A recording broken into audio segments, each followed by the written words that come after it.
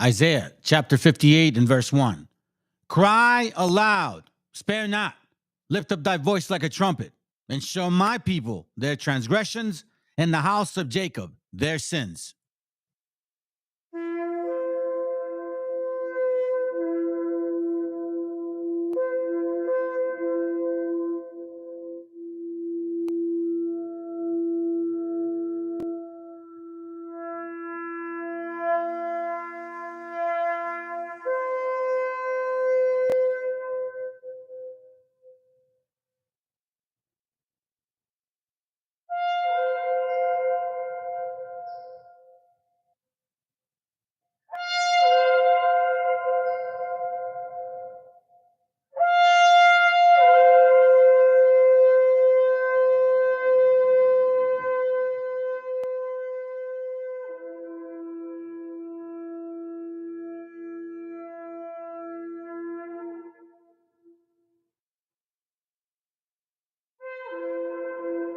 Copyright disclaimer.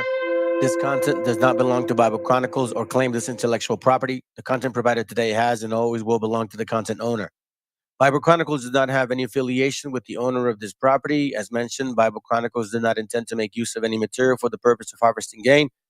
However, Title 17 of United States copyright law states material in use can only be done when it's for theological or general educational purposes, and thus Bible Chronicles believes that this principal material falls under fair use, which honors protection under Section 107 of the same U.S. copyright law. I'm talking about the wicked ones in the Jewish community that run America, run the government, run the world, own the banks, own the means of communication. They are my enemies. But as sure as I'm alive, my enemies will be made my footstool. And so will yours. No me voy a cansar de repetir lo importante de la herencia que recibimos de nuestros antepasados, de esas civilizaciones olvidadas. Mexicano bandido, todo el barrio prendido, siempre ando bien cuido, siempre poniendo ruido. Mexicanos al grito de guerra, yo defiendo mi tierra, no me dejo de nadie, yo cuido a los míos, mi raza se aferra. Soy mexicano, esa es mi bandera, yo la levanto por donde quiera, verde, blanco, rojo hasta que muera, el barrio prendido ya quemó afuera. Soy mexicano, esa es mi bandera, yo la levanto por donde quiera, verde, blanco, rojo hasta que muera, el barrio prendido ya quemó afuera. Me voy tendido, me voy empinando mi bote, un poco mareado por la bebida y el borlote, me tiene hasta la riata la gente con su mitote, pero me despreocupo, me pelan todo el garrote, me para la chota, ya es por mi apariencia, que hay tantos delitos, que hay tanta demencia, yo no cargo nada, no más mi presencia, pinche puerco joto, atente a las consecuencias, si no topa el poli en breve nos para en la calle, no puede salir uno conmigo porque ya hay detalle, no quiere que conteste, quiere que yo solo calle, quiere mi dinero pero que chinga su madre, a la dica este sistema nos quieren ver abajo, pero tumbar gente quien les dijo que es trabajo, puro chingar al indio, váyanse mucho al carajo, loco no me rajo, lo bueno porque se armó la alianza más pesada del país, todo el mundo ya conoce las rimas de estos MCs, pa' ponerme más feliz, unos paisas de hachís, mis paisas en el gabacho bien truchas con la polis, loco en Guanajuato con los ojos bien tumbados, de cote con el quesada, rifando por todos lados, atento si prendo un blunt, en cabina cuando grabo, represento Nuevo León, junto a mi carnal el Davo, cuando voy pa' Jalisco el pasado está olvidado, con el perro de la C bien grifo, pedo y enfiestado, chécate mi banderón, unido como había soñado, bien bajado ese balón, compa lefty bien bajado, puro hip hop mexa, hasta que amanezca, pase pásenme un mezcal y que no se pague la yesca. Ya saben que aquí andamos pilas pa' lo que se ofrezca. Si escribo estas rimas es pa' que se enorgullezca.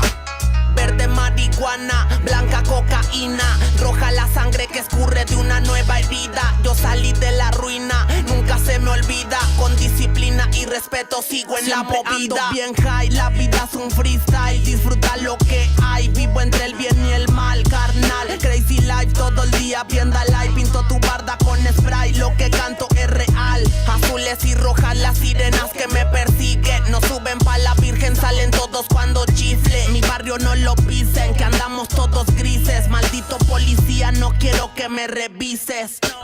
Prende la mota en Canala o en Hitter. Ando con mi flota y el dealer. Tenemos lo que se te ofrezca, tú nada más pide. Me dijo mi madre que de la envidia me cuide. Soy mexicano, esa es mi bandera. Yo la levanto por donde quiera. Verde, blanco, rojo hasta que muera. El barrio prendido ya quemó afuera. Soy mexicano, esa es mi bandera. Yo la levanto por donde quiera. Verde, blanco, rojo hasta que muera. El barrio prendido ya quemó afuera. Ya, ábranse cabrones, llegó el mexicano partiendo sin necesidad de palancas. Todos jugamos en la misma liga, yo soy titular, tú ves desde la banca. Disfruto cada cosa que me pasa, colaboro y mi carrera se levanta. El mismo cabrón que antes no tenía nada, se la pasa viajando y dice que canta. Por eso me caga enfermarme de la garganta. Pero aguanta, traigo mata natural y humo de planta. 2, 3 cabrones dando lata y yo haciendo más plata. De esto la vida se trata y pa' que sepas no es barata. MC da bolos desbarata con cada escalón que sube. Yo tuve la suerte de hacerme fama en YouTube. Hay 2, 3 raperos de antaño que me bajé de su nube. Los mandé pa' su casa y de premio hasta les pagué el Uber. Si alguien me tira es porque sabe bien que domino el negocio y quiere de mi parte. No quiero darlas de grande, pero si me tiras la neta me toca humillarte. Soy capitán, llevo el estandarte. Somos muy pocos los que hacemos arte. Este flow si es de Marte, tú dale like y comparte. México lindo y bandido, diario a Diosito le pido que me cuide a la familia si un día el cora ya no late.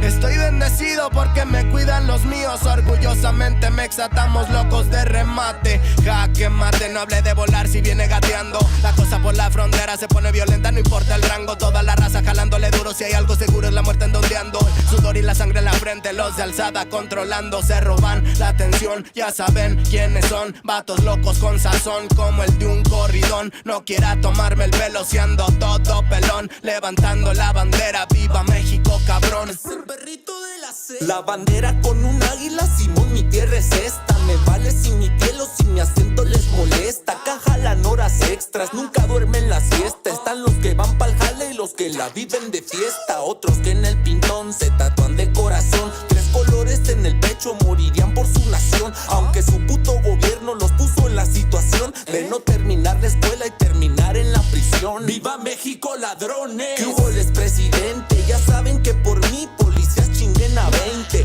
Y ahí están mis 20 pa' la cagua. Aguas, que es tierra caliente de Chiapas hasta Chihuahua. Wow, wow, wow, yipi yo, yipi yucas. Guanas, Montequín, Aguas, Tijuas y San Lucas. San Luis Potoyes, Mataulipas, La Puebluca.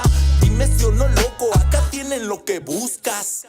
Soy mexicano, esa es mi bandera. Yo la levanto por donde quiera. Verde, blanco, rojo hasta que muera. El barrio prendido ya quemó afuera. Soy mexicano, esa es mi bandera. Yo la levanto por donde quiera. Verde, blanco, rojo hasta que muera. El barrio prendido ya quemó afuera. Puro hip hop mexa, perros. Esto viene a decirnos con mucha firmeza y gran convencimiento lo mismo que nos decía en el siglo XVIII el barón de Holbach, ¿no? Un filósofo francés de origen alemán. Si nos remontamos al comienzo, entonces hallaremos que la ignorancia y el temor crearon a los dioses. La fantasía, el entusiasmo o el engaño los adornaron o desfiguraron. La debilidad les rinde culto, la credulidad los conserva, la costumbre los respeta y la tiranía los apoya para que la ceguera de los hombres sirva a sus propios intereses.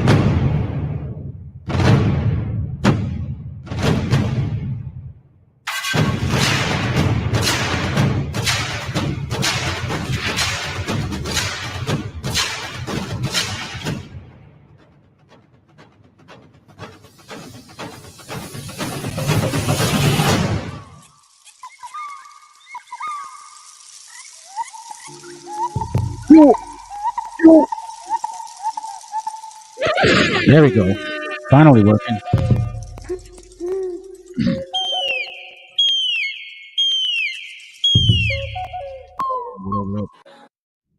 What up? What up? Hope y'all are doing well. Let me get rid of this real quick. Stop sharing. All right, there we go. Now we do it again. Here we go. Yeah. What up, brother? What up, man? Good to have you here. It's been a while. Had to kind of get a little slow move into the class thing again, I guess you could say. But yeah, good to be back again. Slowly but surely, until otherwise. Anyways, hope you guys are doing well. Hope your weekend's been good. I'm running this live right now. It's an interesting one. This brother here, Thomas, Oklahoma, Tariq Nasheed caught reclassifying black people into a Aboriginal. It was dropped a few hours back. So I thought I'd share it with y'all, and then I'm going to put my 2 cents into it, where I believe this comes from, and how it's been obviously in our faces, and that we here basically have facts on how to debunk the funk, which is what we do here in this channel. Listen, man, if it's your true history, then so be it. Let it be your true history. But when you're trying to step on the history of other people, they call that, if it was from a so-called white man, they would call that white supremacy. So how is that any different with black supremacy? Let's just say it. Okay, so let's go. If you guys agree, great. Hit the likes, please. Suggest and subscribe. If not, well then skedaddle, or comment. Keep the algorithm going. All right, let's go. Welcome to a new series called Dismantling the Pretendians and Culture Vultures. So subscribe if you want to see these pretendians and culture vultures exposed. Tariq Nasheed, who coined the term foundational black Americans, is notorious at creating revisionist history and twisting his sources to fit FBA's ancient black American narrative. This is just Tariq Nasheed's ploy to distance himself and his followers from their sub-Saharan African roots. Tariq Nasheed and his FBA followers are just a fringe minority in the black American community and don't rep most black Americans. It's obvious that much of these FBA suffer from a Eurocentric-induced self-hatred. Much of these FBA also suffer from a massive inferiority complex and a wicked identity crisis, which is so obvious. Furthermore, Tariq Nasheed has an insidious history of hating on the natives, calling the natives a $5 Indian, as if the natives are the frauds and black Americans are the real first Americans. Tariq Nasheed is on record, creating a false narrative of Walter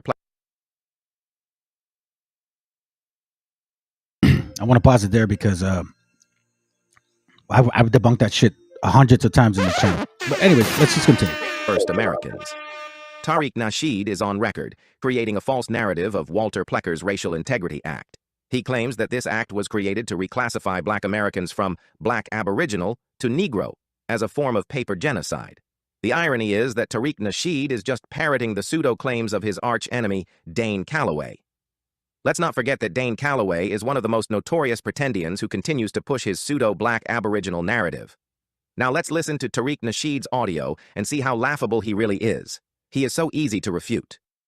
In the 1920s, William Plecker, the white man who worked at the Vital Statistics Office, he went out of his way, he was a white supremacist, he went out of his way to erase the records of black people who were Native American. And they just reclassified everybody as Negro. This went on into the 1960s. The case with Loving versus the state of Virginia is based on the ruling that he put together. The one-drop rule was really not just for white people. The one-drop rule was to stop us from claiming our Native Aboriginal status. Mildred Loving, the woman who was a part of that case, she's actually Native American. She was reclassified as Negro. So this is a piece of our history that's not told to us because we're taught that we're comparative to immigrants and foreigners, and we are not. So we have to understand this is our land.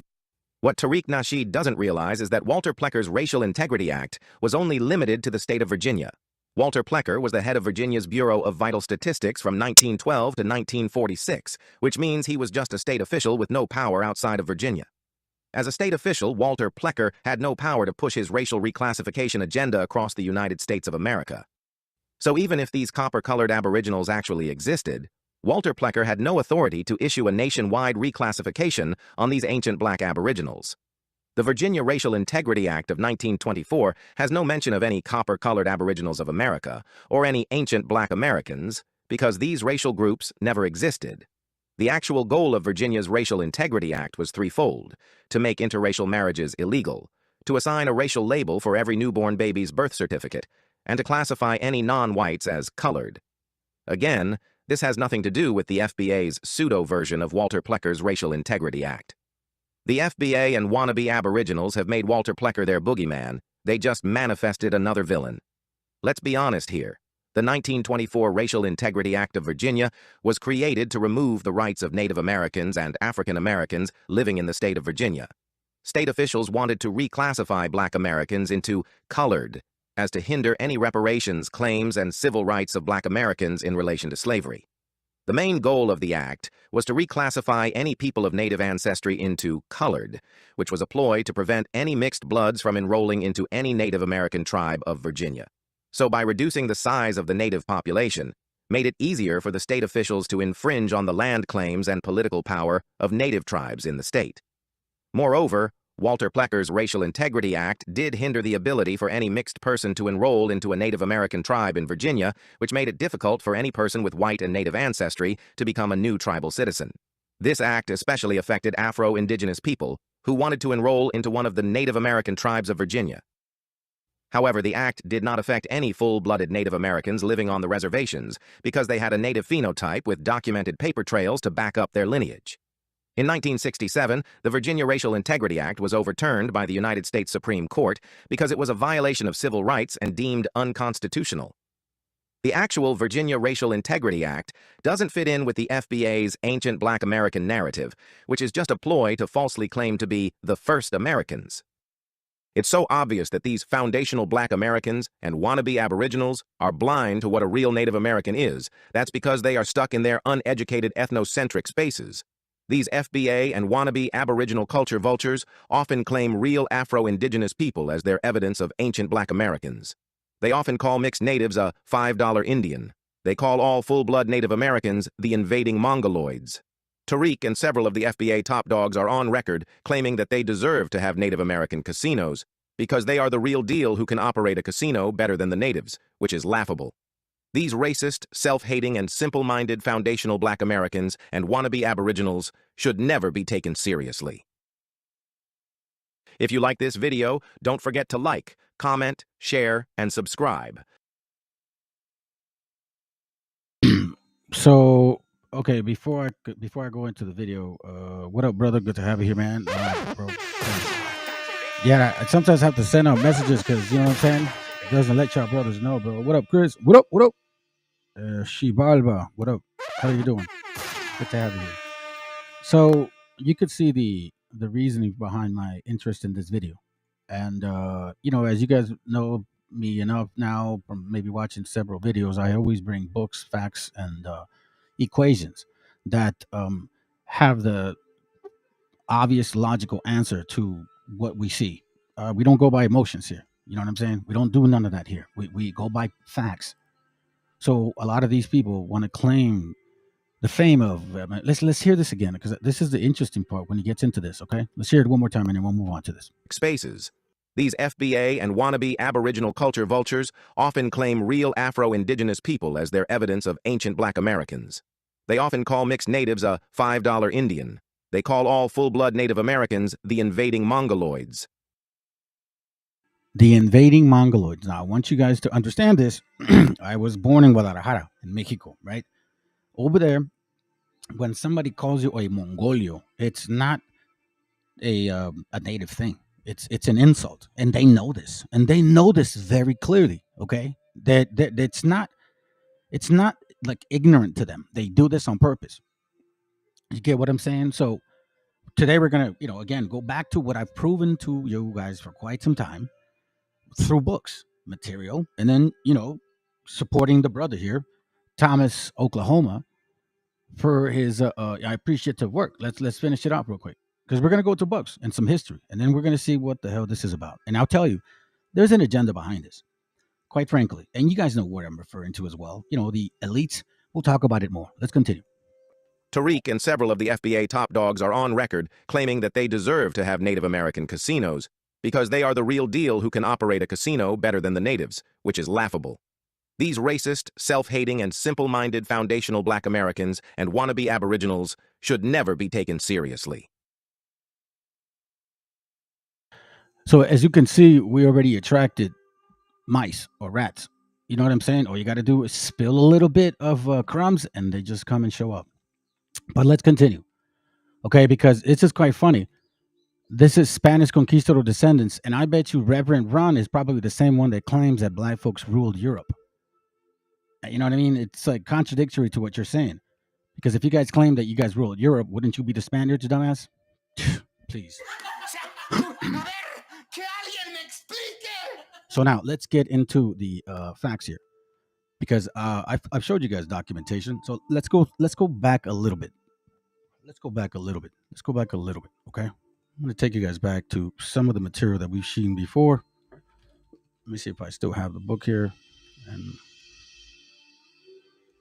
is it this one? Hold on. Maybe I would have to download. Well, not download it, but let me have to do this quick. In British America PDF. Okay, this one here. Okay.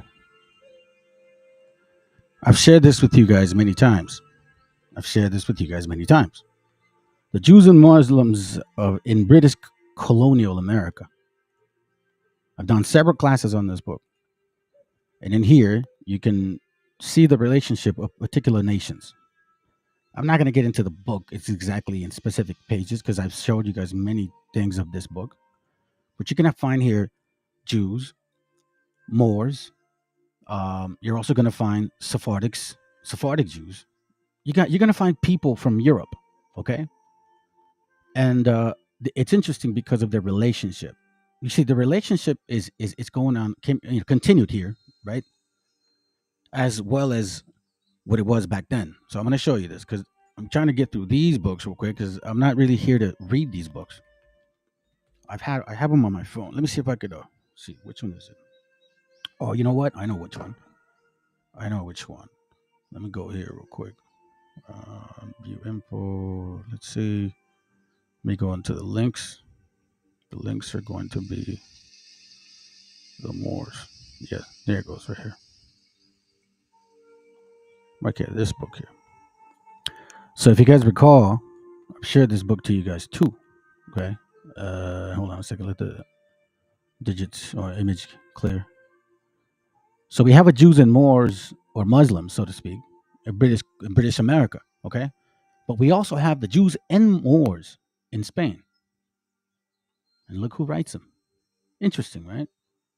Now we have a few nations of people, like some of the people that show up here on this channel, claiming to be somebody that they're not, even though then they say that you are those people. So, for example, these guys claim to be Jews, people like him. I'm pretty sure they claim, and they claim that they ruled America, okay? Because obviously I don't know, it's kind of weird. These weird people that believe that America was populated by so-called African-American individuals, as well as Africa. It fathoms my mind. Like, what the hell are you talking about? And then they go and say you were a Spanish conquistador, but at the same time, they go to Colomiados or Curomeo and believe that Europe was ruled by so-called black folks as well. So if you're calling me a conquistador, but then yet you guys ruled Europe, wouldn't that be you? You see how confusing it is. So when you read between the lines and you understand the psychology of confusion, you'll know that you don't get confused as well. So now, again, I've shared these books to you guys before. This is nothing new under the sun. If you go back to my classes, and you can even find the books online, very easy. It's not difficult. You can find them real easy. PDF files. Okay, this one's called, once again, so you can see it. Look through. Matter of fact, the first 15 pages gives you a lot of information between the relationship of these people. 1887, the Jews and Moors in Spain. Okay, and then this other one, which is also, I've shared it with you guys before. It shouldn't be surprising. That's why I'm going through this rather quickly. Jews and Muslims in British colonial America. See, both of these nations had an advantage while they were dwelling here. They were pioneers. They were frontiers. They were bankers. They were lawyers, right? Check this out. Look, this is going to be interesting because I'm going to touch on this in a little bit, right? Sephardic generic heritage. So he demonstrates that a small number of descendants of Judean and Palestinian Jews in North Africa and on the Iberian Peninsula underwent intermarriage with their own populous neighbors of Romance, Berber, Gothic, and Arabic origin. So here we supposedly, these are the Jews. That's why they're, in a way, they want this history, but in a way, they can't claim it too much. So that's why you have a lot of different angles of this belief of Wabbleism. Okay, but we're going to debunk the funk because in this channel, this is what we do. But now, let me show this to you guys because this is very important. This is very important here. Look, okay? Now we know that Kabbalah has Judaism, like Khazarian beliefs, right? Well, here it says that the Moors, remember the relationship between the Jews and the Moors? Okay, right? Remember that. Don't forget that. The book. The Moors were profoundly versed in the occult science at Toledo, Seville, and at Salamanca, where once upon a time the great schools of magic. Do you understand what this is? This is H.P. Blavatsky. This is a believer in the Luciferian concept that, hey, he is God. This is Kabbalah. This is the Sephiroth. This is that whole Jacob's ladder, the 7, levels of man. This is that snake shape. This is that other tree that our book talks about. Okay, now why am I bringing this up? Because the Moors got this concept from the so-called Jews. Now I know what you're probably thinking, but let's stick to the concept of people claiming to be somebody they're not. So if you dress up as somebody and you're not really that person, you're not going to act like the real person. Neither are you going to believe in those things because it's a spiritual thing as well. So now we understand that Jews and Muslims work together here in America. Jews and Moors came from Spain. They're the Spaniards, right? They're the Spaniards. He's calling me a Spaniard, which is it's freaking funny. Now, let me just say this to you, brothers, before I continue. And, I always bring up scriptures as best as I can on every live. There's not one live that I've never brought out of scripture. I'm going to tell you, brothers, something, man. When you wake up to this thing, to this understanding, none of us should feel this egotistical thing.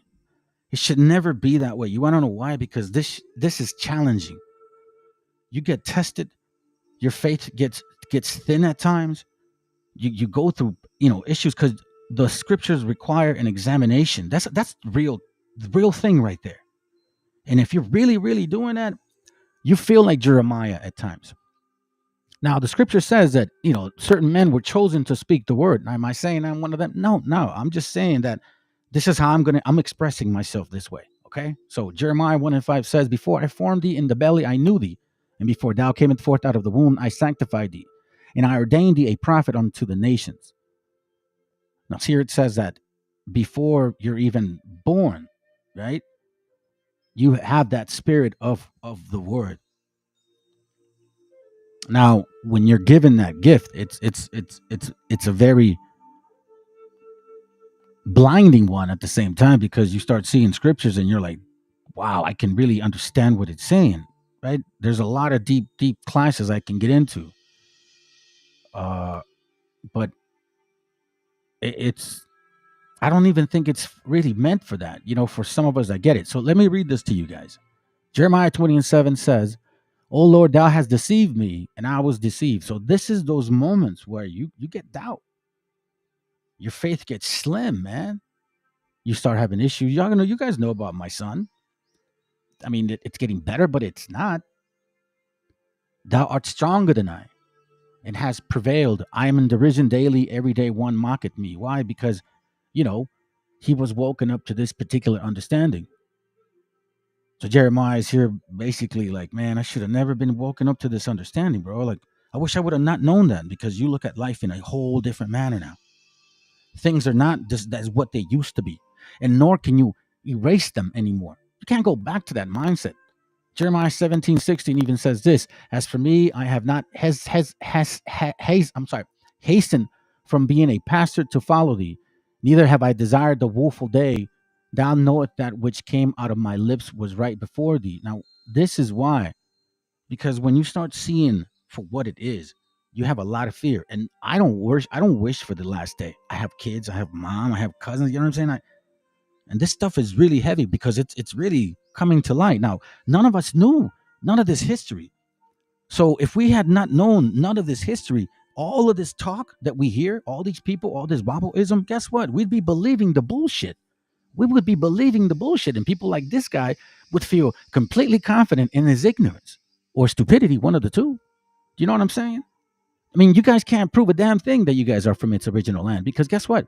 Where's your damn dietary abilities here? Where's your clothing? Where's your language? Where are the all? I mean, shit, man. If the Spaniards came and they saw so-called African American people, how come you guys don't have all the Christian Christian doctrine compendiums that every native that I know of knows them? Padre Nuestro, the Ten Commandments, El Credo, Ave Maria. How come you guys don't have none of that? You go all around indigenous land, and even the so-called African American people in the indigenous lands don't even have none of that. You guys don't eat the food that's here. You guys never dressed the part here. You guys, if you guys were conquered by Spaniards, then you would be very much Christians, and none of you guys are very much Christians. Most of you guys are fucking Protestants or Puritans or evangelicals. Hardly any of y'all are Christians. What are you talking about? Where's that whole thing? Because Spaniards were here up until the 1700s. Remember, don't forget that the 13 colonies were here until when? 1782. They started expanding after that. So let's not be fucking fools here. The rest of the lands were from French and Spaniards. Okay, so now, Mr. African American man and woman that claim to be natives, how come you mofos don't know shit about Christianity like we do?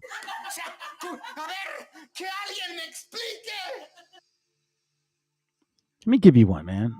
Let me give you one. Just start of this one real quick. Psalms 55:21. The words of his mouth were smoother than butter. Yeah, you know what I'm saying? That's what we did. But war was in his heart. His words were softer than oil, yet they were drawn swords. So they play the part. I mean, when here we go. Look, like the people in Spain will tell you, the conquistadors are the current Spanish-speaking people of the Americas, presently their ancestors of Spain in their mother's land. Okay, prove it, man. How that? Okay, first of all, show me something. I just basically gave you like 4 topics to cover, and you run to the same old stupidity. The same old stupidity. You see what I'm saying? Yo, this is funny, man. This is funny to me. So let's continue, because you know what we do is we prove, we debunk funk with facts. Now you guys remember this, right? So let's go back. Let's educate this. Let's educate this this wobble here. Let's educate him. If he can understand.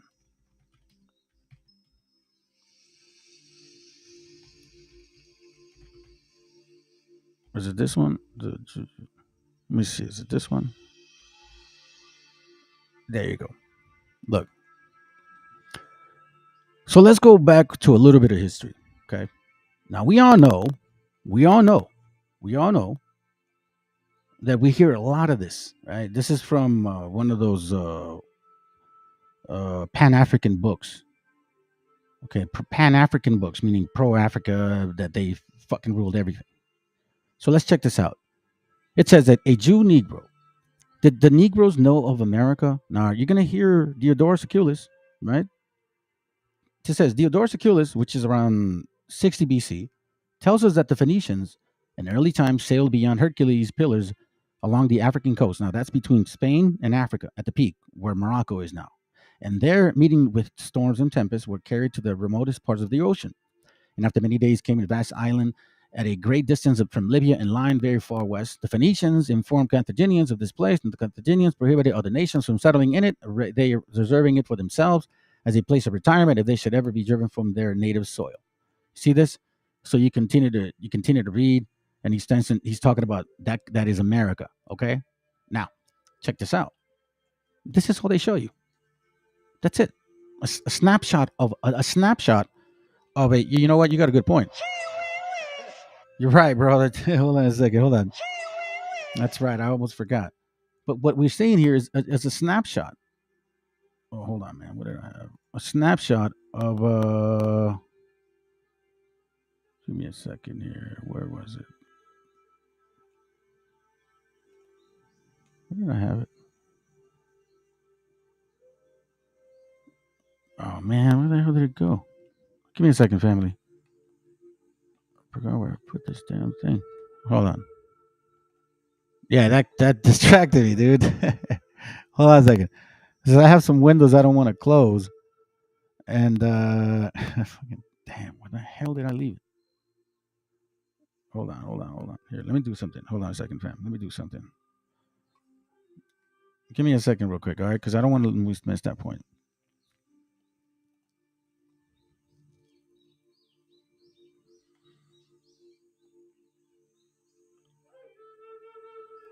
Did I close it? Okay, so make sure. Okay, so remember, Diodorus Siculus, okay? Diodorus Siculus, all right? So now, check this out. They never mention, nor do they mention their followers, nor do they tell their followers, their so-called, like people like this guy that's here, like that. They don't tell them where that source is or who the guy is. Here goes, this is the guy right here. This is who they're talking about. Now, let me explain something about this here. Here we see a whole section of statements or basically comments that he made, and they're numbered this way, okay? So now we're going to go to number 519. I believe 5.19, something like that, okay? I think it's 5, yeah. Give me a second.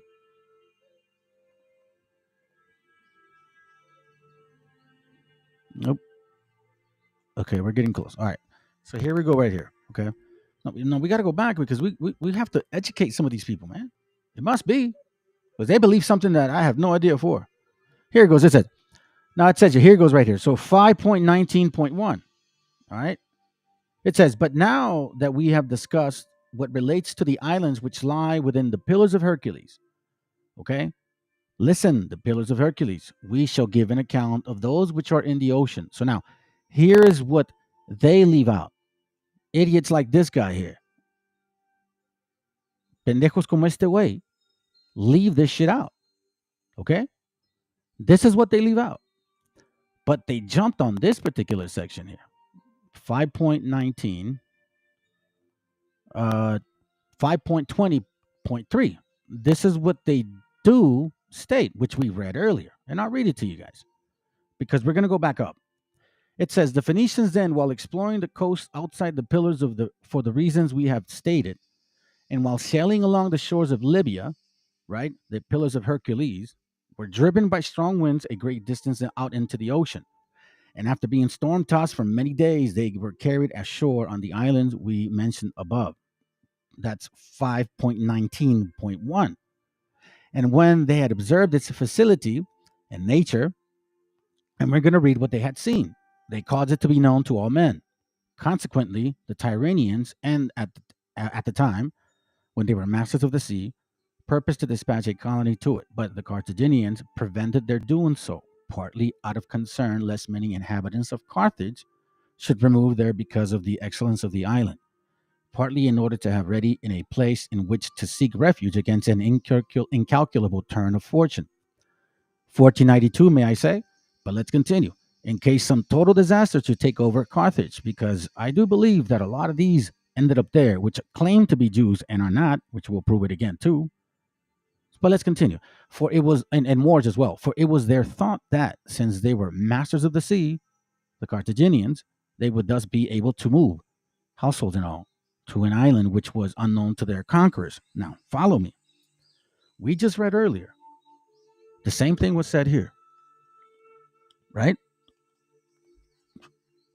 Just like this. The Carthaginians. Diodorus Siculus. All right. But you see, idiots fail to read, and they fail to study, and they fail to do research.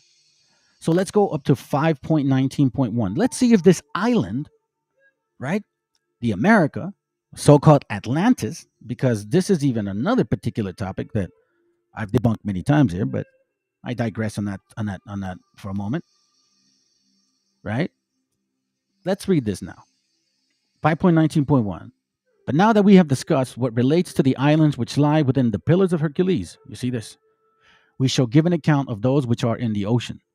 For there lies out in the deep of Libya an island of considerable size, and situated as it is in the ocean and a distance from Libya, a voyage of a number of days to the west.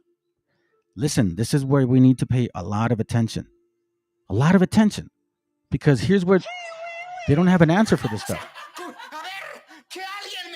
They can't. So it says here, its land is fruitful, much of it being mountainous, and not a little being level plain of surpassing beauty. Through it flow navigable rivers, which are used for irrigation. Listen to that. Navigable rivers, which are used for irrigation. Now, navigable rivers don't just, magically create irrigations. No, that means that it's rivers that are used for irrigation purposes, meaning somebody constructed them. And the islands contain many parks planted with trees of every variety. Parks are not fucking forests or jungles, man. You know what I'm saying?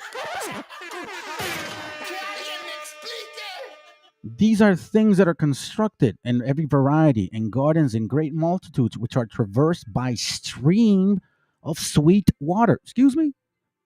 Streams of sweet water. On it also private villas. Excuse me, villas? I don't believe you know what that means.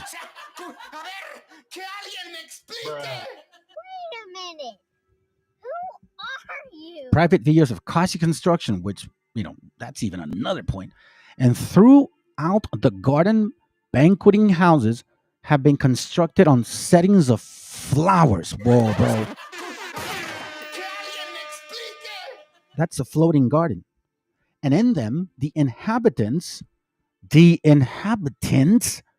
pass their time during the summer, since the land supplies abundance, everything which contributes to enjoyment and luxury. It's funny how these guys forgot to add that part, right? See, only when it's convenient. See, we don't do shit here that's convenient. If these are the facts and this is the way it is the way it is. So here we clearly see that Diodorus Siculus had a very, broader perspective of this island than the so-called Negroes, specifically people like this guy. Which basically he requires patience because he can't seem to be patient. Sometimes I have a lot of information, so I lose the links. You know what I mean? Anyways, I don't got to explain shit to you. So now let me continue on that vein to show you something, because remember, he's talking about a beautiful banqueting gardens of houses on setting of flowers. Now, where do we see stuff like that? Where do we see that? Let me present to you a book called Mexican Pyramids. Okay? Mexican Pyramids. This is on page 9. Now, on this page, you see, it's funny because they always try to use these pictures too. You know what I'm saying? But they forget to use other pictures in the same book too. But anyways, so let's listen to this. Remember what we just read from Diodorus Siculus. So remember, family, I'm taking you back to destroy the root of Wahhabiism, because when they have a foundation that's sitting on sand, it's easy to simply walk over. This should not be of any, how can I say, what's the word I'm looking for? It shouldn't be of any issue, man. When you hear stuff like this, you should know your history and just like laugh at that shit. Dust your shoulder off like, bro, you don't know what you're talking about. Because I can take you everywhere. Diet, clothing, music. Everywhere. But anyways, let's continue. So now it says, remember, 5.19.1. Remember what he says. Check this out. When the Spaniards showed up, people like him, and, light-skinned people too, when the Spaniards first glimpsed the capital of Tenochtitlan, glimmering like an exotic Venice at the end of a wide causeway, with stunning palaces, temples, and pyramids, stucco pink with volcanic ashes, rising from the cerulean waters of the lake, they thought they were dreaming. Though many had seen the splendor of Rome and Constantinople, they were amazed at a city of 300 inhabitants fed by fresh aqueducts. Fresh aqueducts, that says through navigable rivers, for is used as irrigation, contain many parks, traversed by streams of sweet water. Oh, could that be aqueducts? Did they know what aqueducts meant at that time? Maybe not. I don't know. But it says here, freshwater aqueducts, laced with canals and carefully paved streets adorned by arcaded squares twice as big as Salamanca, serviced by a marketplace where 70,000 excuse me, Indians bought and sold 1,000 different products. We still do that in the mercados. They don't do that. Again, I digress. Let's continue. From filigreed jewelry to mountains of polychrome feathers, including those from rare quetzal bird. The Spaniards were enchanted by luxuries as botanical and zoological gardens, by elegant towards the palace higher than the cathedrals of Seville, surrounded by large and beautiful private houses with fragrant gardens, shaded by bright cotton awnings, where courtly nobles feasted on fruits and vegetables, sauces and soups, fish and meat, cakes and pies, varied by delicacies of maguey, which they don't know of, grub with hot chile, which you guys don't eat, wanged ants with savory herbs and rats and chocolate sauce. I don't know what that's about, but you see what I'm saying, fam? The same thing. Diodorus Siculus, right? Here we see a very much more detailed picture of what they see. But no, we're not done yet. We're not done yet. If you look at the American Holocaust, okay, on page 4 through 5, it basically tells you the same thing. Now, it says it in a very similar way, but let's get more into detail. Okay, this is from the American Holocaust, page 4 and 5. You understand what I'm saying? Check this out. Here it says here, when you see many cities and villages built on water and other great towns built on dry land, oh shit, built on water and dry land. Remember, we see here that there were banqueting houses have been constructed on settlings of flowers, meaning that they were actually floating. And great towns built on dry land, they were built on water and on dry land, and that straight and level causeway going toward Tenochtitlan, we were amazed and said that it was like the enchanted. They tell us of the legends of Amadis, the stories. This is where Colombianos goes and runs for that shit, and Califas and all that. Dude, I'm telling you, this is so dumb and so easy to debunk. You just got to read, bro. On an account of great towers and temples and buildings rising from the water, and all built masonry. And some of the soldiers even asked whether the things were a dream. Okay, so check this out. About 60,000 pale stucco houses fill the island of Metropolis, some of them single-story structures, some of them multi-story. All of these houses, sort of quote unquote, have very large and very good rooms and also very pleasant gardens, various sorts of flowers, both on the upper and lower floors. Many streets, boulevards of the city were so neat and well swept, despite its multitude of inhabitants, that the first Europeans to visit never tried of remarking on the city's cleanness and order. Do you understand what it talks about here? So it's actually sharing with you. Look, Tenochtitlan in this respect reminded the Spanish of an enormous Venice, but it also had remarkable floating garden that reminded them nowhere else on earth. Floating gardens. Floating gardens. We use soap, deodorants, breath sweeteners, colorful, extravagant, flowers. So check this out. Again, it goes through this. Let me read it one more time. Through it flows navigable rivers, which are used for irrigation. The island contains many parks planted with trees of every variety. We just read that. Many colors. And gardens in great multitudes, which were traversed by streams of sweet water. On it also private villas of classic construction. And throughout the garden, banqueting houses have been constructed in a settling of flowers. We just read that. So in 60 BC, Diodorus Siculus, based on the history that he studies, right? Got it from Pluto as well. He explains what he had learned and heard of. Now we see 1492, right? Or 1493. Yeah, 1492, sorry. 1493 at this point, maybe. We start seeing what? People coming in here. Seeing the same thing that he saw. That he saw. Not Esau. Right? So, look. I'm going to tell you this, man. If I find stuff that proves that these people are from here originally, bro, I'd be the first one to tell y'all. You want to know why? Because you can't change the truth. You can't change the truth no matter how much you want it to be real. You can't make it real. If it ain't real, it ain't real. So, you know what I'm saying? If you guys are originally from here, after all the information that I found, every research that I've taken my time for, bro, I would give it to you. But no, there's no way.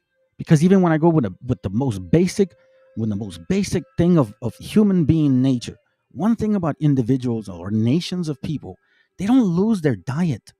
They don't, no matter what struggle they go through, they don't lose what they normally eat, what their body's accustomed to. They don't do that, family. That's one thing about human beings. But let's continue.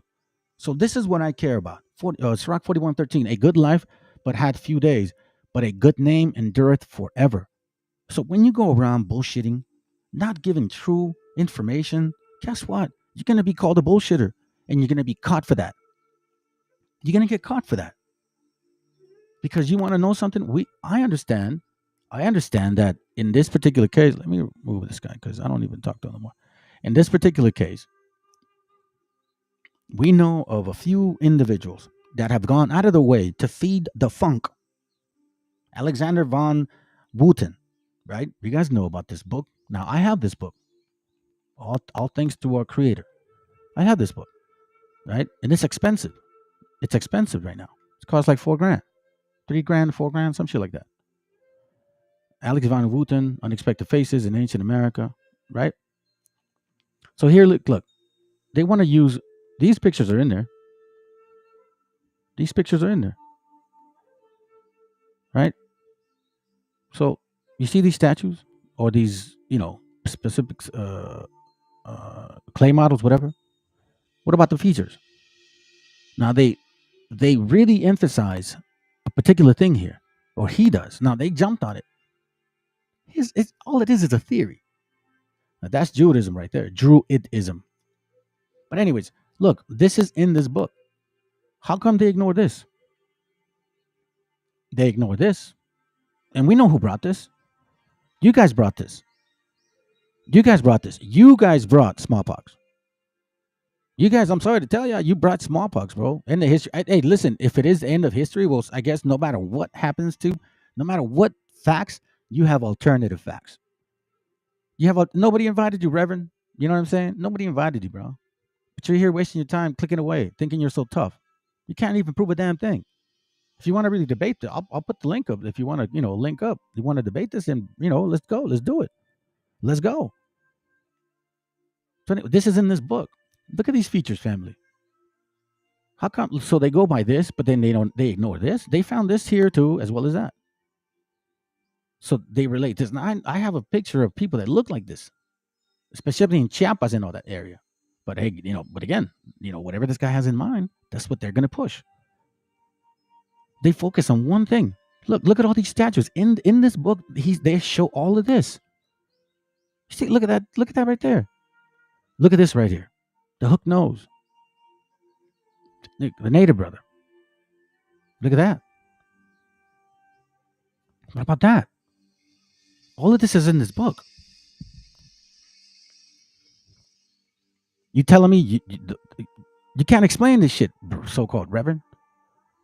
You just believe in fallacy, man. That's all you do.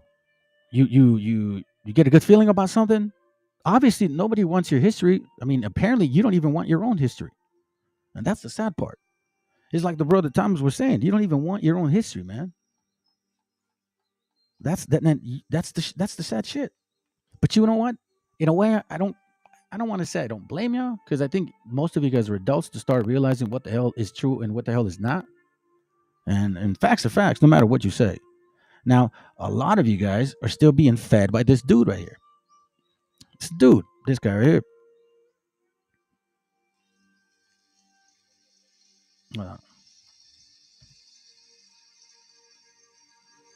Oh, you're not gonna give it to me. Let's see. Let's see if I can find it. Hold on a second. You know what? I'll just leave it over here. For some reason my computer's moving slow, man. But it's all good. We can get through this real quick. We can get through this. Let's go here. Go to our archive. Okay.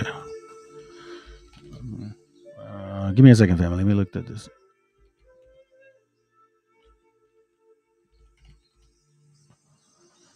How come I don't have that shit, bro? This is not cool. I had it the other day.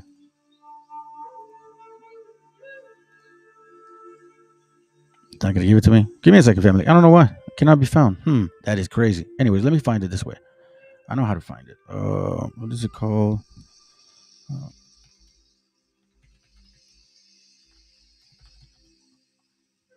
Let's see. Give me a second. Trying to find it, family. Let me just do something real quick. I had the link of the archives.org, but apparently it took it away. Oh, there it goes. Got it. Boom. We'll go back. Bam. There we go right here. Damn, this was here. This is what I'm looking for. Okay, thank you. All right, so now you guys know this pseudoscientist as well, Ivan Sertiva. This is the individual that continues to feed them. This is the sad shit, and he's been debunked many times. He's admitted it himself that he's only doing it for the sake of what does he say? I don't know. I want to say misquoted the person, but in a way, I feel sorry for y'all. That's what he did to uplift your spirit, so to speak. Look, he doesn't say anything or prove anything. He's just going by emotions, bro. This is just an emotional individual. We're giving him facts, and he doesn't give a shit. So don't even pay attention to him. Just as stupid as at this point. Somebody giving you facts and you don't care. You're a stupid ass. You know what I'm saying? What's obviously right in your face. I mean, it's kind of sad because y'all claim certain stories about this, and then you don't want to be that person. So here we see Ivan Sertima, the golden age of the Moors. Right? He talks about this himself. Now, here though, see, they quote him all the time, but they sure as hell hate when he brings facts. So let me show you something. The Moors in Portugal's global expansion. Excuse me. Now check this out. This is him. Leo Africanus, by the way, is an African, right? Who lived in Spain during the 14 through 1500s. He also wrote a book.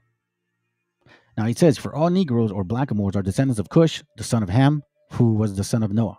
This is in 1400. Okay? And it was reprinted in 1600. He wrote this in 1492, I believe. Something to that effect. Don't quote me on it 100%, but it's around that time. But whatever difference there is between the Negroes and the Tawny Moors is the fact that they are all of the same ancestry, which is Hamitic. Now, that ancestry to which Leo Africanus was referring is African. European scholars in the 500 years have been deliberately dishonest with their writings about Africa. You see what I'm saying? Now, if you go into his book, he goes real deep about who they are. But again, let's digress a little bit, because it's not about, bringing pseudo facts like this guy does. Because it says, I'm giving you biology that trumps biology to what?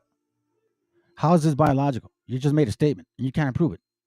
Matter of fact, if I would compare my DNA to yours, it would really show who you are. And you're not from here. So stop it. Move on. Go watch a channel that'll feed your lack of spirit or lack of emotion. I don't know what it is. You want somebody's heritage so bad, go somewhere else and create it for yourself. Go eat that cake on your own. No, you're not convincing nobody, because here we study facts. You see, we don't go by emotions. That may be a Hamitic thing about y'all. I don't know, but you know what I mean? We got facts here. See, we're not dishonest. That's not what we do here. Like I said, if you guys were those people, I'd give you that. But I know you're not. But let's continue. Who is this guy? This guy here. Oh, they took it away too? What a bastard. We know that Ivan Sertiva. We know who he is. All right, but let's study this real quick. Let's go back to something. At least we can understand something about certain people. Ben, Hamin, where are you at? What? Hold on a second. Hold on. There's this one. Franklin. Did I not see it? Oh, okay, whatever. So check this out.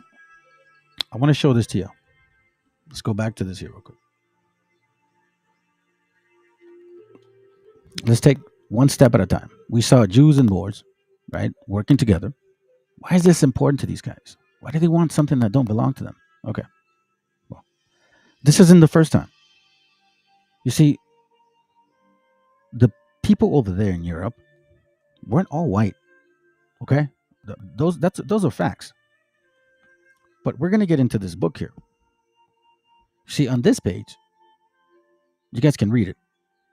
So you can see while I'm looking for the book. Okay? On this page, you see how that it's stating Jews, they're not all black.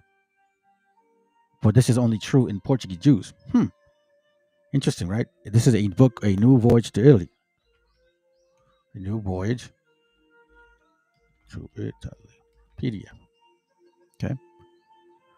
This is from a book called A New Voyage to Italy. It says here, who marrying always among one another, beget children like themselves, and consequently the swarthiness of their complexion is entailed upon their whole race, even in the northern regions. But the Jews who are originally of Germany, those, for example, have been at Prague. You see this? You see this here? He's calling me a conquistador. Didn't they come from over there too? Didn't they come from over there too? We read that, right? Jews and Moors. Don't they claim that? Yeah, look at Jews. They were black. Okay. Let's see if this is true. Let's see if you can hold on to this bar. So just like, he's talking about that on page 139. Let me go to it.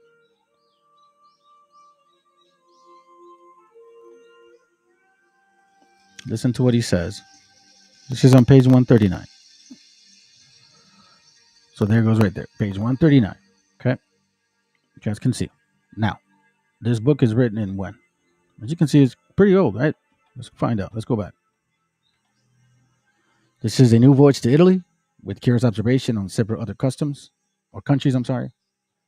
Germany, Switzerland, yada, yada, yada. And that right there, let me see what it would say. 1839? Maybe? Okay, let's continue. I thought it was 1700. It could be right. It could be wrong. But I thought it was literally 1700. Let me see. I'll go back to it, okay? Somebody try to remind me of that shit, because I sometimes forget. So now let's go to page 142. Let's see if this is true. So this is somebody over here doing some investigation. Okay. So here's what he says. As he goes on and explains what he has found, right? It says here regarding the Jews, right? Whether white or black. Okay. Check out what he says on page 141. It says here, in entering again in the particulars of your question, I will tell you that I have forgotten nothing, and that I have drove my curiosity farther than yours, having not forgot the diverse doubtful things that are marked in the grammar, or which results in the difference of opinion in grammarism. The answer I have then to you, the answer then to make you in few words about this affair is that these Jews have furnished me with nothing that one can draw any use from.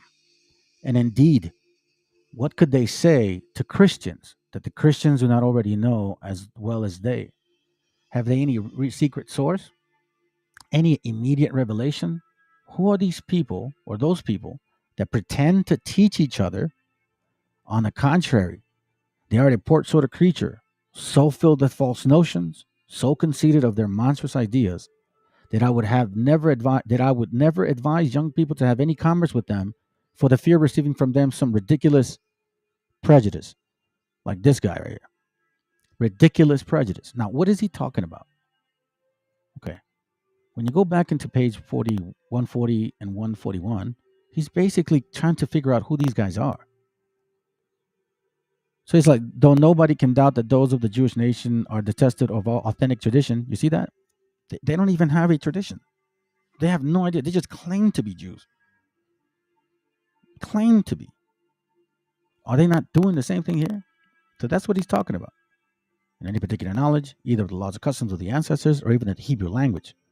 I have, however, been willing to take care of satisfying asking several of the rabbis in Germany and Italy about what you desired, which with them making read some periods in Hebrew distinctly to observe how they pronounce it. So it's like, okay, we got some Hebrew words here. Can you guys tell us how you guys, how do you read this? And he's like, none of them agree on any pronunciation. They all sound fucking different, and they all sound horrible. That's what he's saying. So this is, why am I going back to this? Because we studied Jews and Moors. They came from over there. These guys are claiming that they're them too. You see, this don't be fooled by this guy. He's not just a wobble. He believes that he is a so-called Israelite. I guarantee you. So now, I'm going to show you this real quick. This is an interesting book here. Right here. The Invention of the Jewish People. Okay. You see this right here? This is from Shlomo Sands. Okay. International bestseller. The Invention of the Jewish People. Or Jewish Nation, I'm sorry. Yeah, Jewish people, my bad. Now, he's not just debunking Khazars. Like, he's proving that Khazars are converts. That's what he's doing.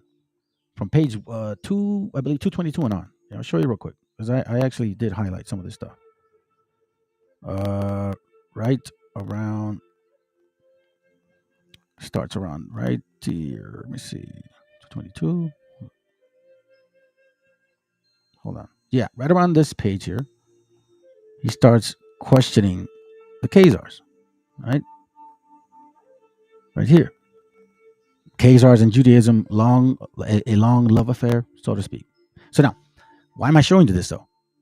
How does the Khazars got to do with this? No. That's not the point right now. I'm going to show you what we're talking about. People that have no idea who they claim to be.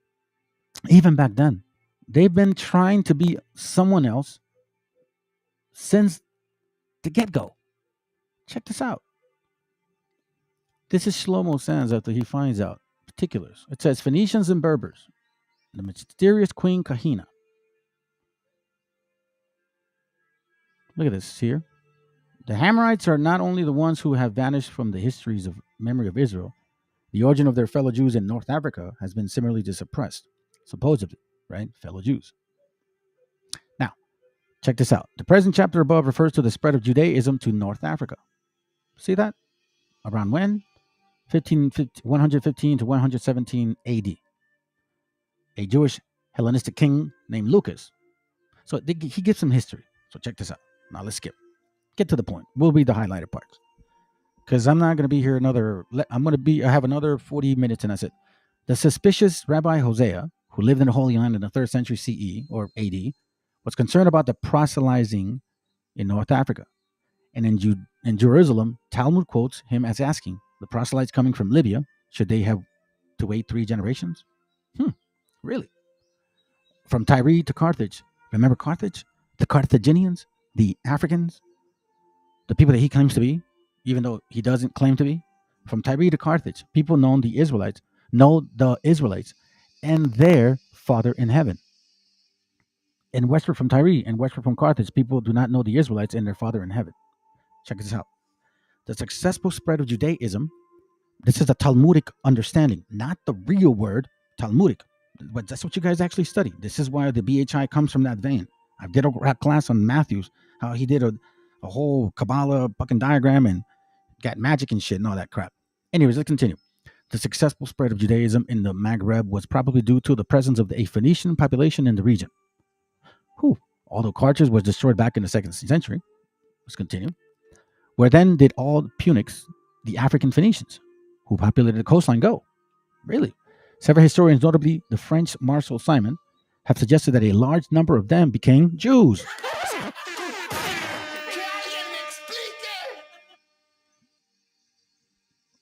Accounting for the distinctive strength of Judaism throughout North Africa. Really? It is beyond reason to assume that the close resemblance of language of the Old Testament and ancient Phoenicians, as well as the fact that some of the Punics were circumcised, Venetians, you know, that shit, helped promote mass conversion to Judaism. Really? North Africa was one of the outstanding successes in the history of proselytization in the Mediterranean region, although in the 3rd and 4th century AD. As noted in previous chapters, the rate of conversion to Judaism slowed in Egypt, Asia Minor, Greece, and Italy. You see this? You see this? This is Shlomo Sands. He's a Khazar proving. He's like, listen, we ain't real. Neither are these suckers right here. Now you're over here trying to claim somebody that you're not. Even then, your lack of sense is continuing. In North Africa, as elsewhere, many of the Judaizers remained in a state of semi-conversion to this day. You see this? Now, check this out. Two of the leading thinkers of early Christianity, Tertullian and later Augustine, were born in Africa. Hold on a second. But I thought you guys claimed through the curses that you would be cursed or be in subjugation to a nation which your fathers have never known, and a religion which you and your fathers have never known. But you and your fathers have always known Christianity. How are you the Jews? Let's continue. The former was especially concerned about the strength of Judaism in native cities of Carthage. Again, proselytization.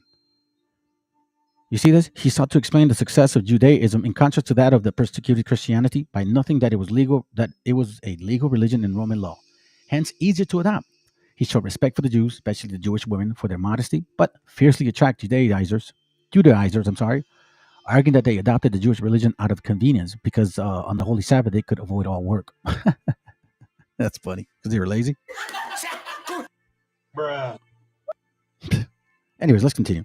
In his work, Instructions Commodinus, whose exact dates are not known, attacked numerous proselytes and mocked their switching and changing of religion and the blatant inconsistency of their worship. Interesting. Look at this right here. These Germanic tribes from Europe dominated North Africa between 430 and 533 AD. There is next to no information about the situation of North Africa's Jews during the Vandal century. You see this? Let's continue. It is quite likely that following the conquest, some of the coastal Jews, those former Punics, conversions, fled inland, and others moved west. Here began the amazing story of the new wave of Judaism, West Africa. There you go, right there. But let's continue. Some of the Berbers practiced Judaism, African. Other Jewish tribes were Neofoca of the African Berber, Fendulua. So again, BHI. This is why you have all these maps that claim that they are Phoenician Jews, supposedly real. But no, they're conversions since back in the day.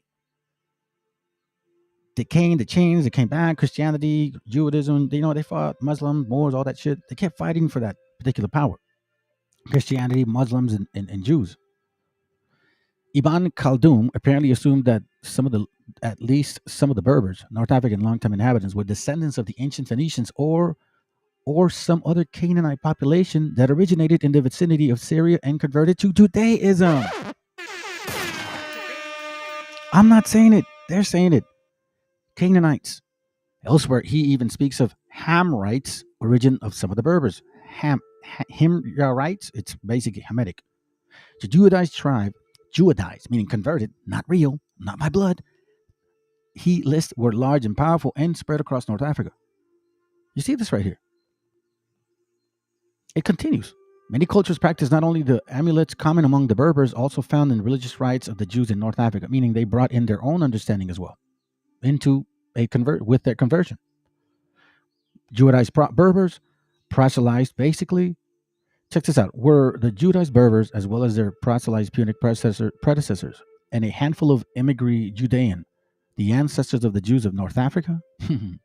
Moreover, to what extent did this great wave of Berber Judaization augment the number of Jews in Spain during and after the conquest of Arabs?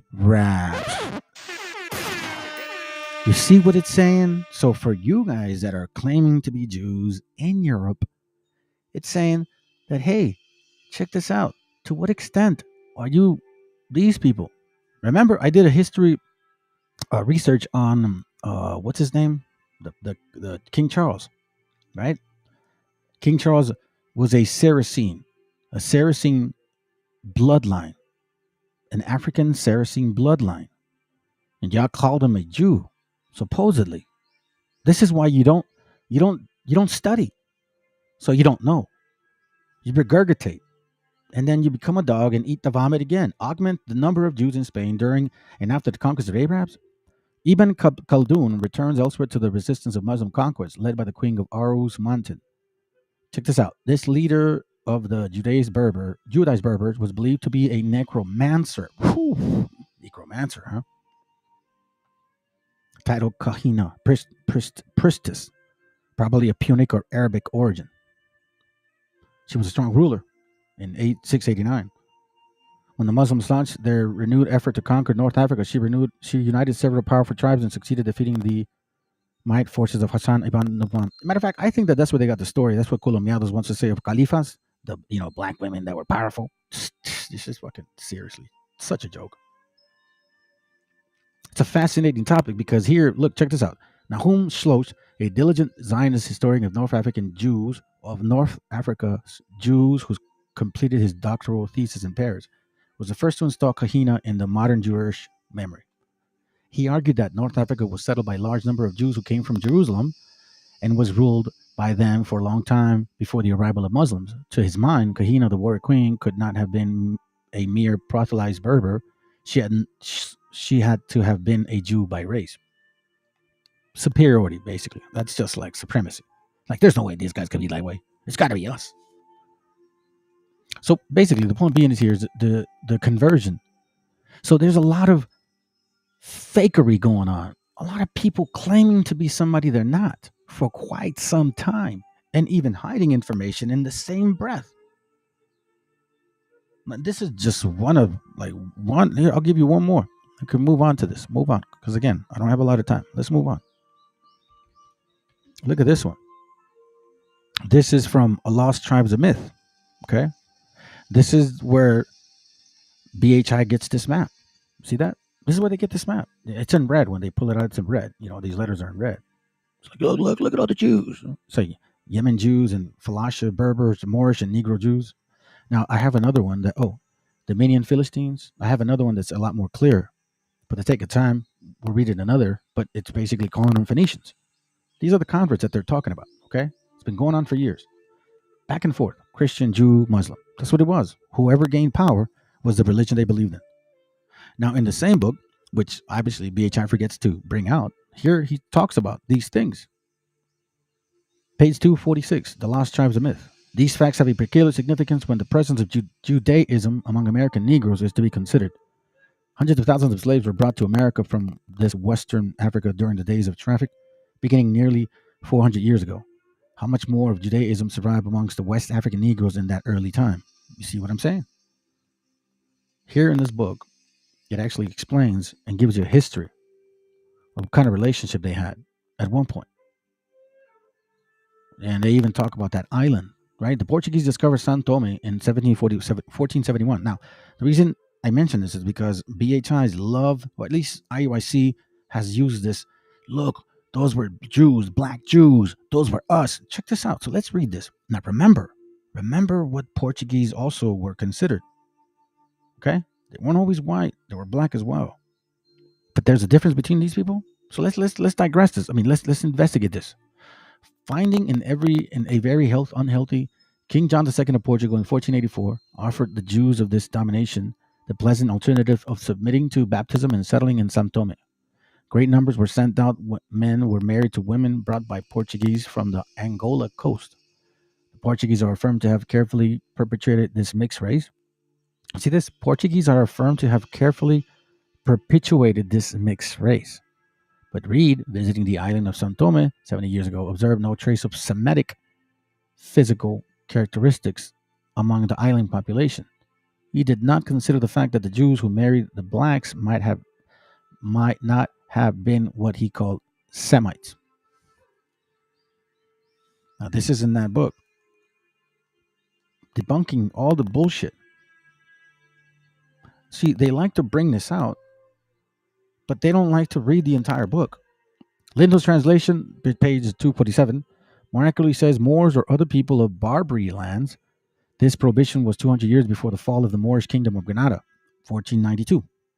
We have sufficiently before us the fact that Judaism was steadily spreading itself by proselytizing any African slave that it could. There we go again.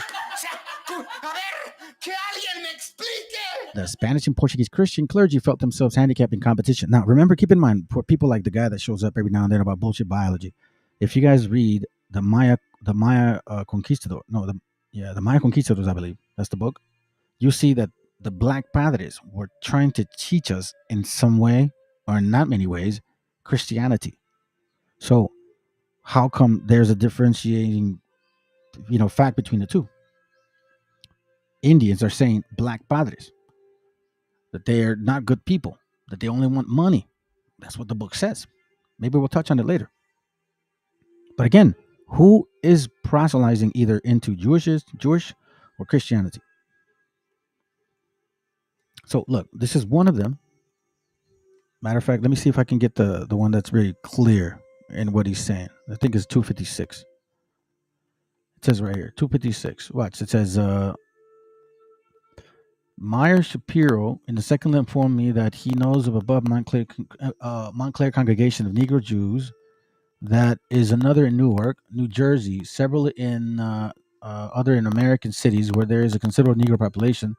Some of the commandment keepers type mingling Judaism with Christianity. Some of the Ben Zion division holding the Orthodox Judaism. The respected leaders, after the fashion of the Jewish Shaliach, travel from one branch to another to strengthen the brethren and accidentally collect $1 per member with weekly dues. Their spiritual work consists chiefly in teaching flock the very little Hebrew and saying with them some of the prayers and urging ceremonial observance and stated festivals. But this raises again the issue: was not that about all the Judaism that much of North Africa ever had? Ooh. Proselytizing once again here and there. Some young Jewish Negroes are in Harlem, employees among the Jews, do not belong to neither of the above proselyte movement. Being pleased with their Jewish employer, they have chosen to take in their religion, have learned Jewish prayer, and go daily to the synagogue school of their white Jew friends. In considering the spread of Judaism by the institution of slavery, this present tendency should be remembered. These cases of proselytizing among American Negroes are submitted without criticism. Without criticism. Proselytization, constantly. How come you guys don't know this about you guys? Look, here we see the book by Leo Africanus. Okay? Right here, page 21. You can see this is an older book because of the way it's written or the style of writing. Here he's talking about Africans, their virtues and their character defects. Now, he's saying things that are very hateful, nowadays. I'll read one. By nature, they are vile, base people, being no better accustomed by their governess than if they were dogs. Now, this is what he says. He continues with a lot of different things. Now, he says they have great virtues, but at the same time, it seems like the issue is in the mind. Okay? Now, I'm not saying it. He's saying it. So that's page 141. Let me see if I can read page 142. They spent all their days either in most lewd practice, or in hunting, or else in warfare. The Negroes likewise lead a beastly kind of life, being utterly destitute of use of reason. Now, man, keep in mind, I'm not saying this. He's saying this. And now, today's standards, it would be vile, right? But the interesting thing is that he is also a so-called African. So he says here they have great swarms of harlots among them, whereupon a man may easily conjecture their manner of living, except their conversations perhaps be somewhat more tolerable, who dwell in the principal towns and cities, for it is like they are somewhat more addicted to civility.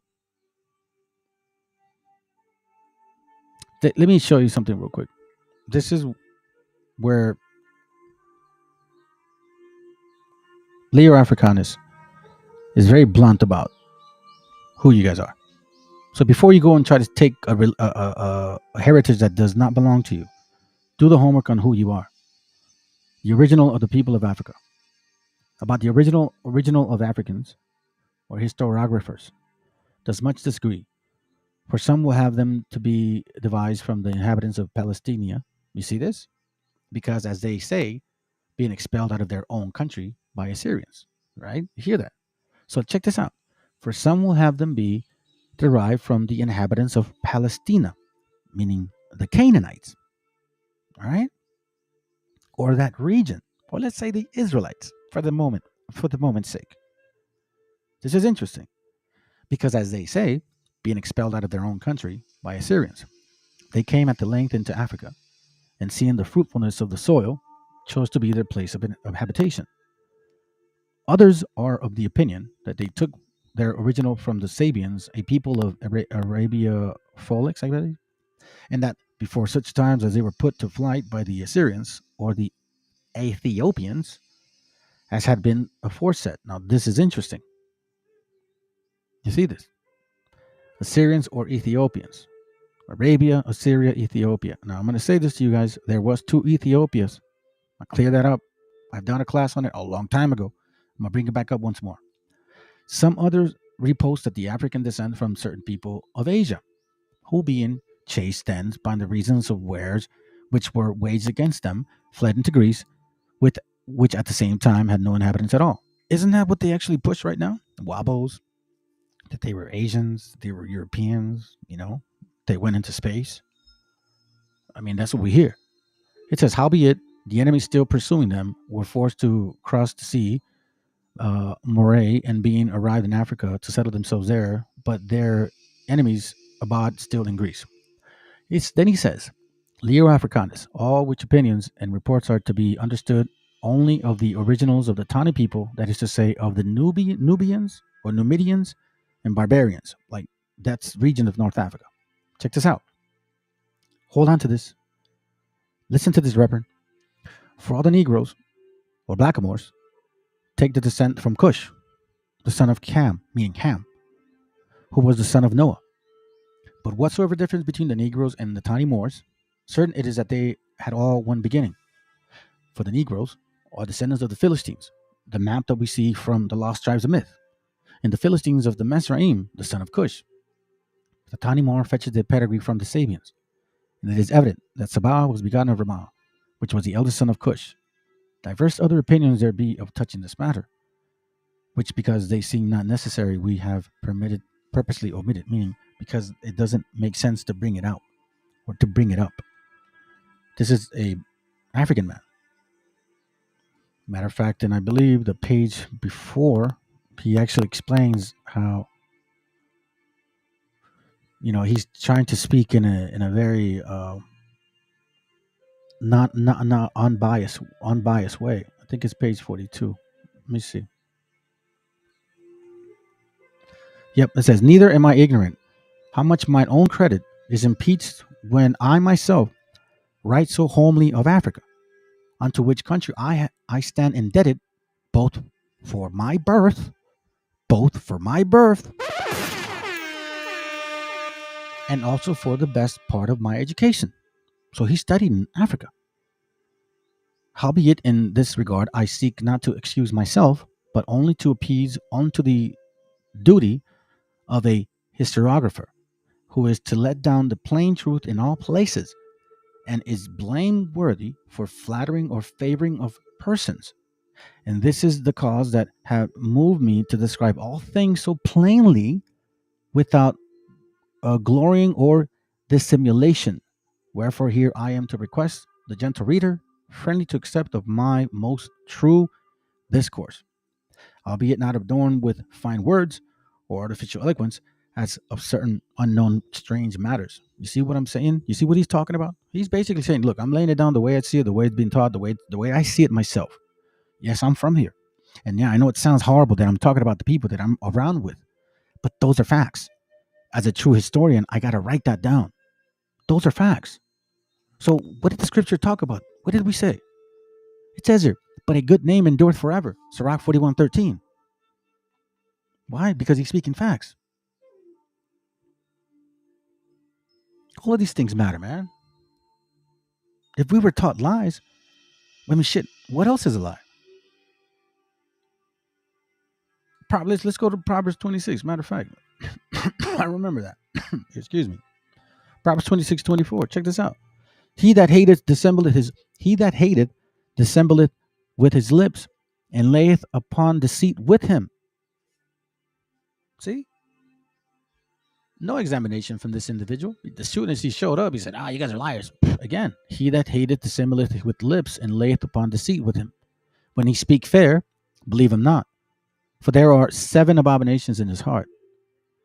Whose hatred is covered by deceit, his wickedness shall be showed before the whole congregation, which we're seeing it right now.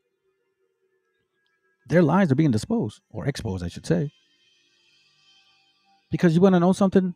These particular people both had something to do with the, enslaving of our gente. Don't get that. Don't disregard that either. This is los judíos en el descubrimiento de América. Right here, this book talks about how they basically help finance. Judíos y conversos apoyaron el viaje de Colón con entusiasmo, pues estaban convencidos que existían hebreos en otras tierras. You see that? They had an idea that there were Jews in other areas. Esa convicción se fundaba en la tradición y en las interpretaciones de los rabinos de los libros sagrados y en los comentarios de los viajeros. Capital del reino de Israel, de los viajeros. Siempre preocupó a los judíos la desaparición de las 10 tribus que se remontaba al año 722 antes de Jesucristo, cuando el rey Sargón II tomó la capital del reino de Israel y dispersó su población. Hasta la época del descubrimiento de América se consideraba que las 10 tribus vivían en Asfarat, palabra que significa la otra tierra. Término confuso y poco significativo, de ahí que surgieron hipótesis y fantasías. We're going to continue to read this, but if you read that there was a particular type of people that financed this expedition, the enslavement. This is why when you read the Jews and the Muslims in British America, a lot of these Sephardics were the ones that financed the slavery. And not one interest that they have in our people. They were already passing laws and creating a government. Trust and believe that's where the Freemasonry came from. Do not be ignored to that fact.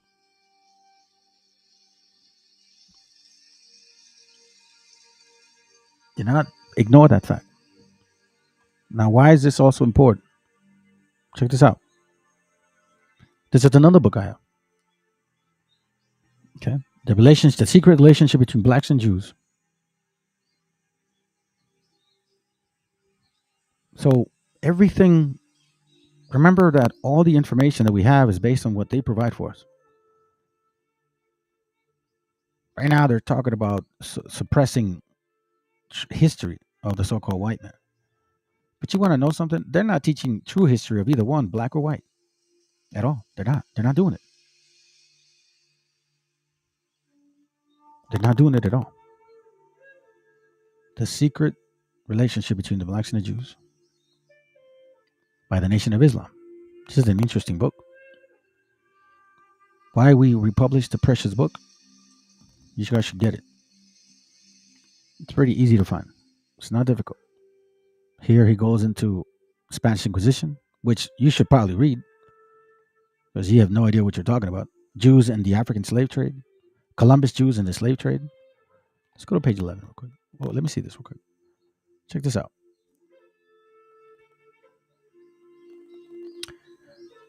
Throughout history of practice, Jews have been involved in the purchase and sales of human beings. This fact is confirmed by their scholars and historians. In this book, A History of the Jews, Solomon Grazel states that Jews were among the most important slave dealers in European society. Who funded the trip to Cologne? Sephardic Jews. Who was kicked out of Spain? Jews and Moors. Who was having benefits here?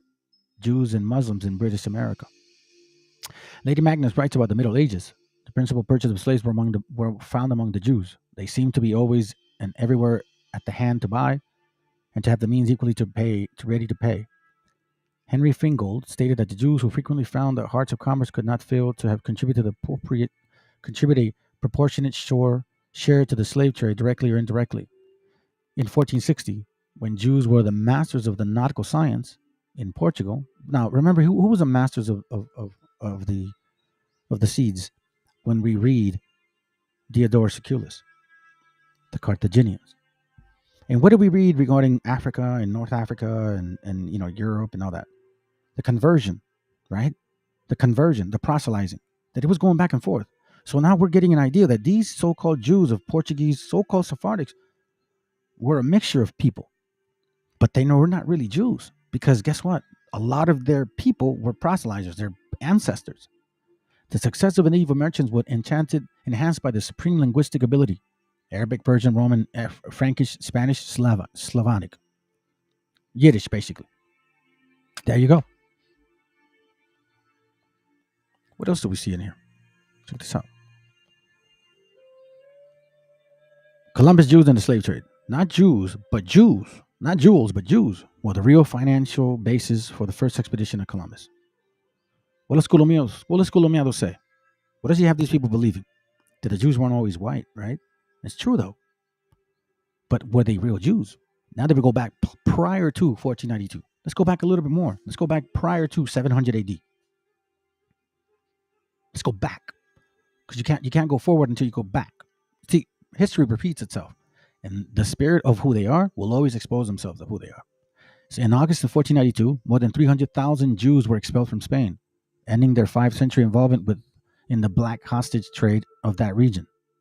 In fact, the Spanish Jews amassed large fortunes dealing in Christian slaves and became quite prominent within Spain's hierarchy. Now, check this out. They had to pass laws here in the Americas, right? In British America, so to speak, so that Jews, blacks, or Indians wouldn't buy Christian slaves, meaning white people. Marranos, the secret Jews.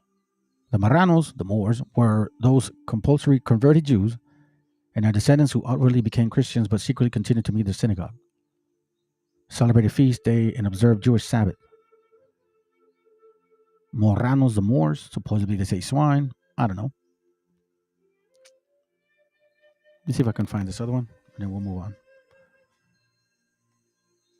Here we see, look, the day after the expulsion, Christopher Columbus, whose actual name was Cristobal Colon, took a group of Jewish refugees with him to the New World.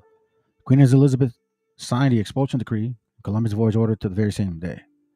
But it was not the Queen or the King who funded the voyage.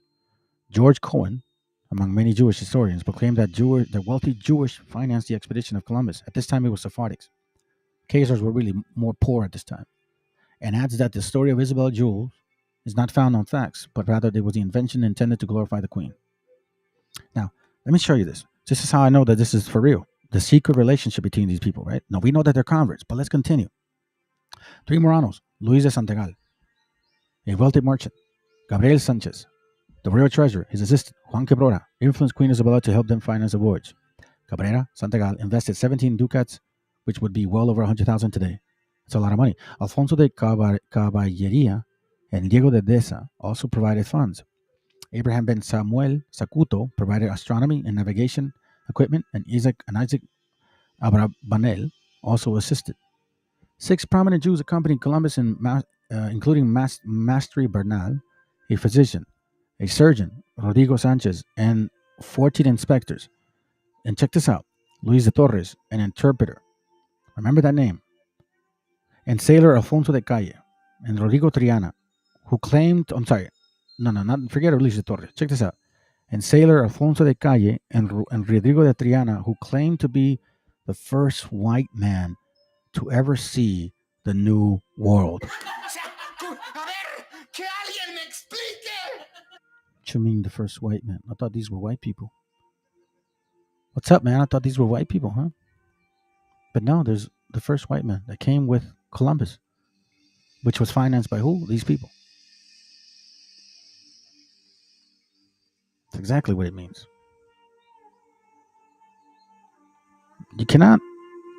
You have to start really paying attention to this stuff. Why do you think they have imagery like this? Look, I don't even want to say it. The phoenix. Look, she thinks she's native. But what is that right there? Look at that. What is that? Freemasonry. Freemasonry.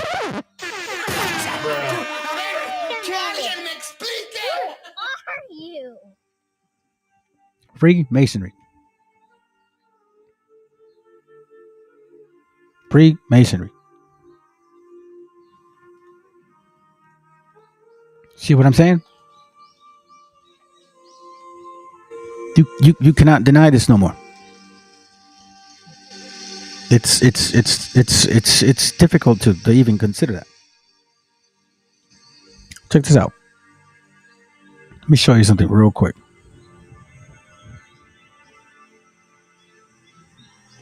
I think it's I only got a few minutes.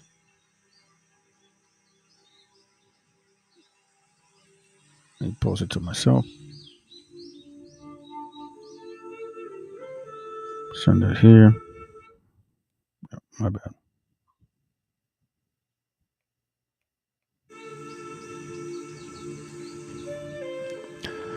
Check this out. We're almost done. This is from Ethan Smith. You guys don't know who he is. It's an excellent book. The writer's called Ethan Smith. Let me see what the book is called. Thought I had written it down.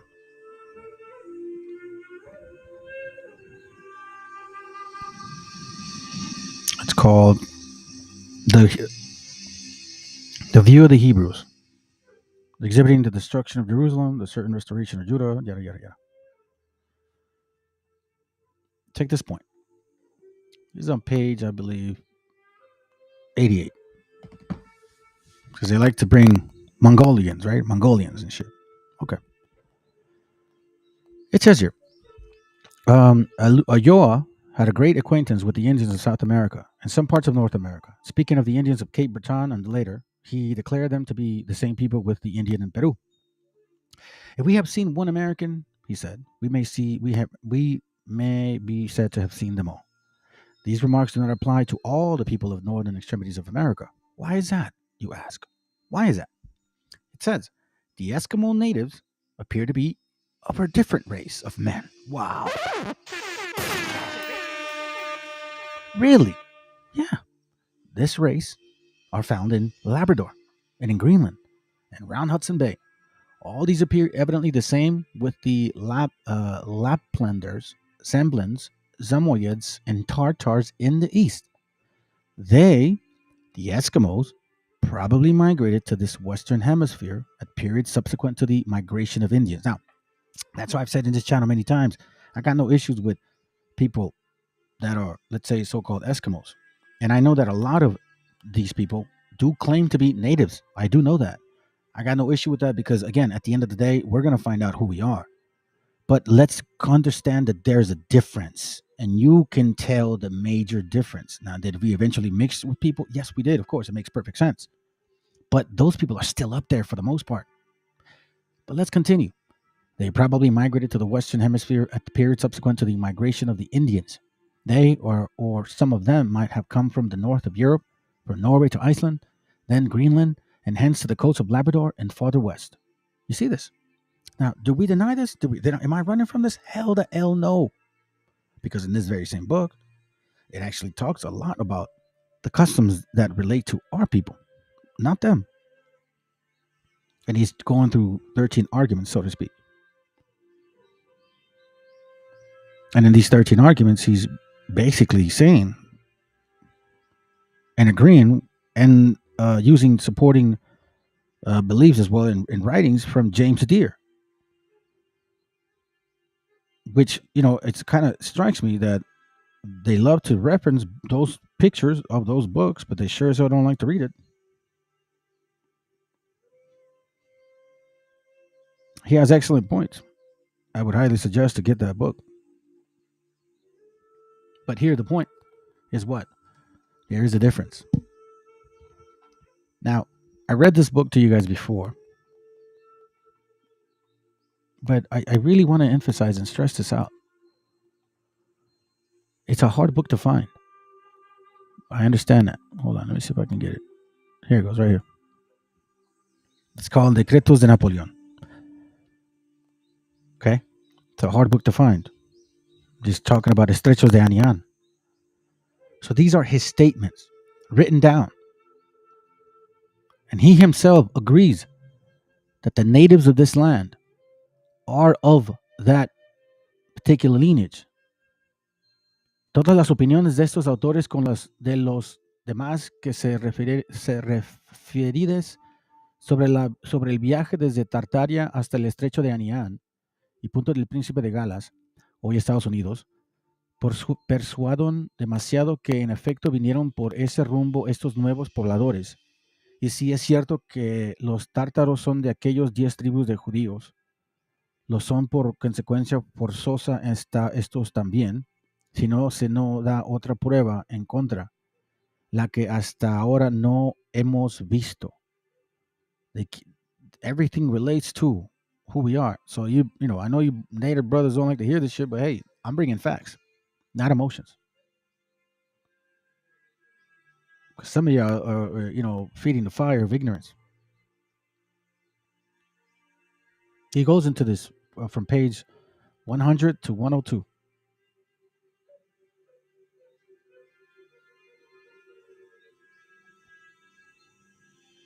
See, he's talking about it in 1888. I'm sorry, 1788, 1785. Look, he even makes the statement here in the bottom. El resultado de todo esto es que si estas regiones han sido en efecto pobladas por los israelitas, si las islas indicadas por el profeta Isaías son las comprendidas en lo conquistado por los españoles, nuestros indios son verdaderamente no solo un pueblo escogido por Dios desde sus primitivos tiempos, sino un pueblo de los primeros que después de su remoto dispersión han abrazado la nueva ley y ha vuelto a conocer a su gran Jehová, como decir, y su Hijo Jesucristo, tomando para ello por instrumento de la divina providencia a los españoles conquistadores. Now, if you guys remember the other book I had, it talked about why the Spaniards felt like they could kill us was because we were the brothers that murdered the Meshiach. That's a fact.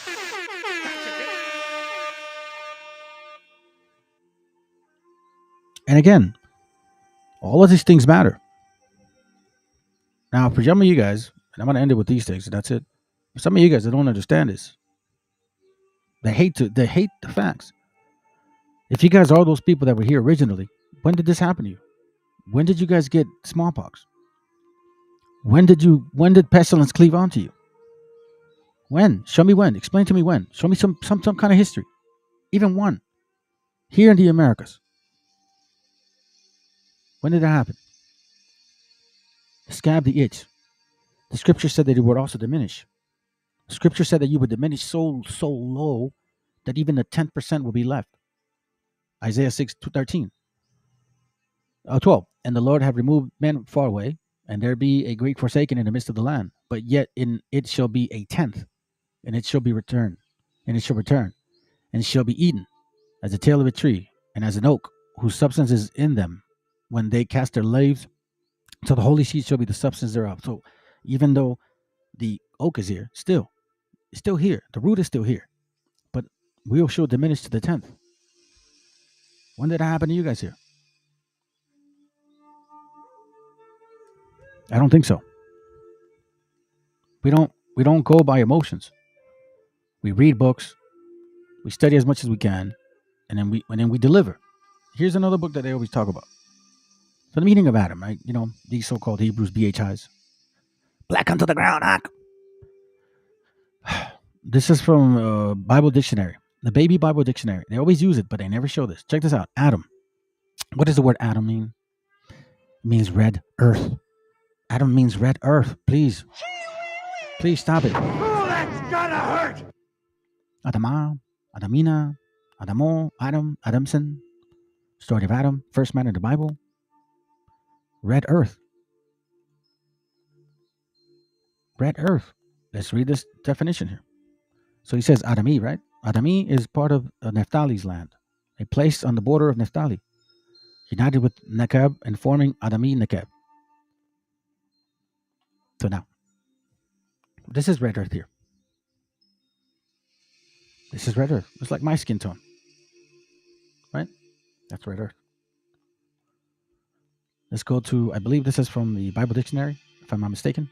It says you're derived from the Hebrew word from earth, Adamah. The root of both words may be connected with the Hebrew word for red, Adon. That would imply a reddish soil or clay in the area where Adam was created. Oof, man.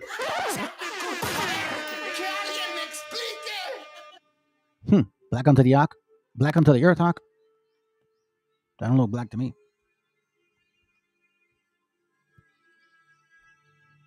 One more. No, it's the same one. This one. So this is where you see Adami in the Naphtali land. Now, Adami, it's so close to the waters. Now, let me show you something because I used to sculpt when I was little. The only way you can get clay in that color is close to the river or lake, but not too close. In specific areas. It's close, but not too close. It can't be too wet. It can't be too dry. But it's usually the soil, red. Adami. So, would you say that Adam, the tribe of Naphtali maybe was known to be the makers of, pottery and stuff like that? Maybe. I don't know. But again, that's not the point here. Once again, if you actually look at the word earth or ground, it's Adama. See that? The city of Nephtali. The earth, or better known as red earth. Again, we debunk funk here. This is no hate talk, man. These are just facts. This is just truth. Matter of fact, let me see if I can do it real quick. I think I have a few minutes. Yeah, I have a few minutes. Let me show you guys something real quick. Let me see the files. I'm sure I have it here. Hold on. The View of the Hebrews. There it goes, right here. The View of the Hebrews. This is the book I'm talking about. Okay. He goes heavy in this book, man. And I have a lot of notes here in this book. Conclusion. Hold on a second.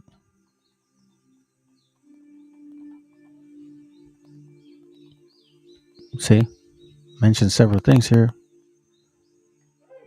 He's using comparables of what we say, what we used to say, our beliefs.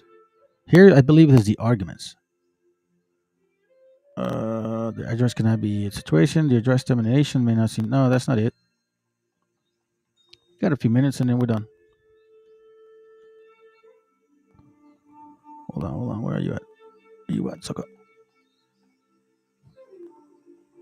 I have it highlighted. Maybe this one's not highlighted. Ah, here it goes. This is the interesting part. Look at this. The Indians does please themselves. Mr. James Adair assures with the idea that God had chosen them from the rest of mankind as peculiar people. Peculiar people. Peculiar people. Who else does he use that word for? Peculiar people. Let me end it with that. First Peter, I believe, 3:48. Hold on, let me find it. Sorry.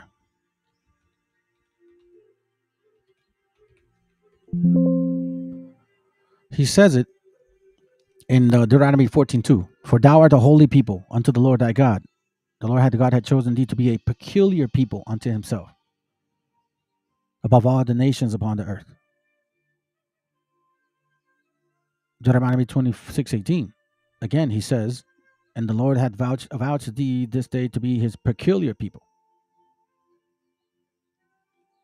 1 Peter 2:9. But ye are a chosen generation, a royal priesthood, a holy nation, a peculiar people. A peculiar people. You know what? You want to know why that's so interesting to me? It's so interesting to me because he says this many times. A peculiar people. Got a few minutes. Let me see if I can find it. I think I highlighted it too.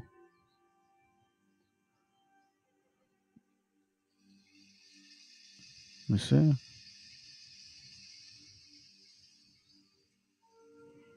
Maybe. Maybe not. Maybe not. Well, I thought I had it highlighted. I guess not, my brothers. Shit. Sucks. I thought I did. So I have so many. I could have done a little better. My apologies, fam.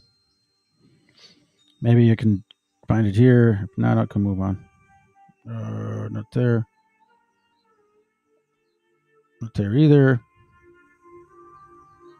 I was reading it. Not there either. I highlighted it in red too. Let me see if I can go kind of quick.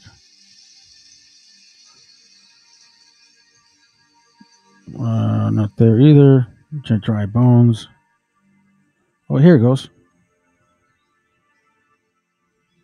I think I found it. There it goes right there. Let me go to page 174. Okay? That's it. And we'll finish it with that. Promise. Hold on a second, man. 174. Apúrate, güey. Where it goes? Come on, bro. Hurry up. All right. 174. There it goes right here. 174. Watch what it says on the bottom. Okay? It says here. They used to call us in their word oration the accursed people, but meaning we call them, right?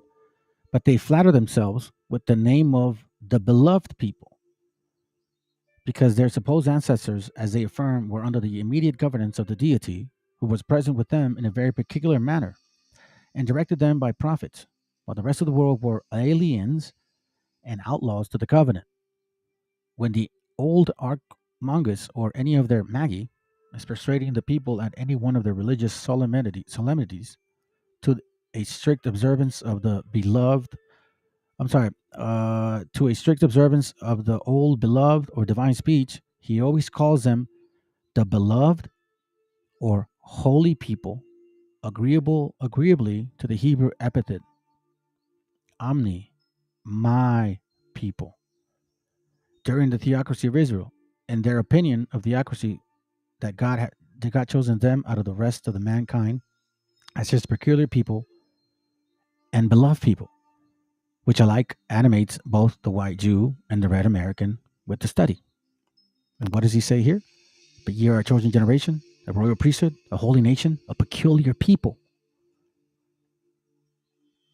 I mean, look, you can try to cover the sun with your thumb as much as you can, but eventually, you're gonna get tired of it. So again, we only bring facts. We don't bring fictions here. I appreciate you guys for being here, man. Thank you very much. I appreciate it. Hopefully it's edifying. Make sure you post after the video so the algorithm can push forward. And hope you guys took notes. Okay. Other than that, family, man, you guys have a good night. Thank you for being here once again. What's up? I'll be revealed. I didn't say what's up to you, bro. Dan, what's up too, man? Let's see, who else did I miss? I already said what's up. So everybody else, man, I said what's up to you, man. Shalom, que se cuiden. Hope everything goes well for you during the week. Another week of labor, huh? Shit, man. Anyways, all right. So you guys have a good night, and I'll play, I think one song, and that's it. All right. Cuídense, hermanos. No se dejen, güeyes. We got a lot to stand on. We have a lot of facts that could, continue to feed your spirit. Again, this doesn't just happen because someone else, I also dug into this info, and I tried to find as much as I could to provide, the information to you. And I don't have this narrative in me. You know what I'm saying? If I got some real shit that I got to show, and it's like, damn, bro, they got it right. Yeah, I'll show it. But not when they're lying.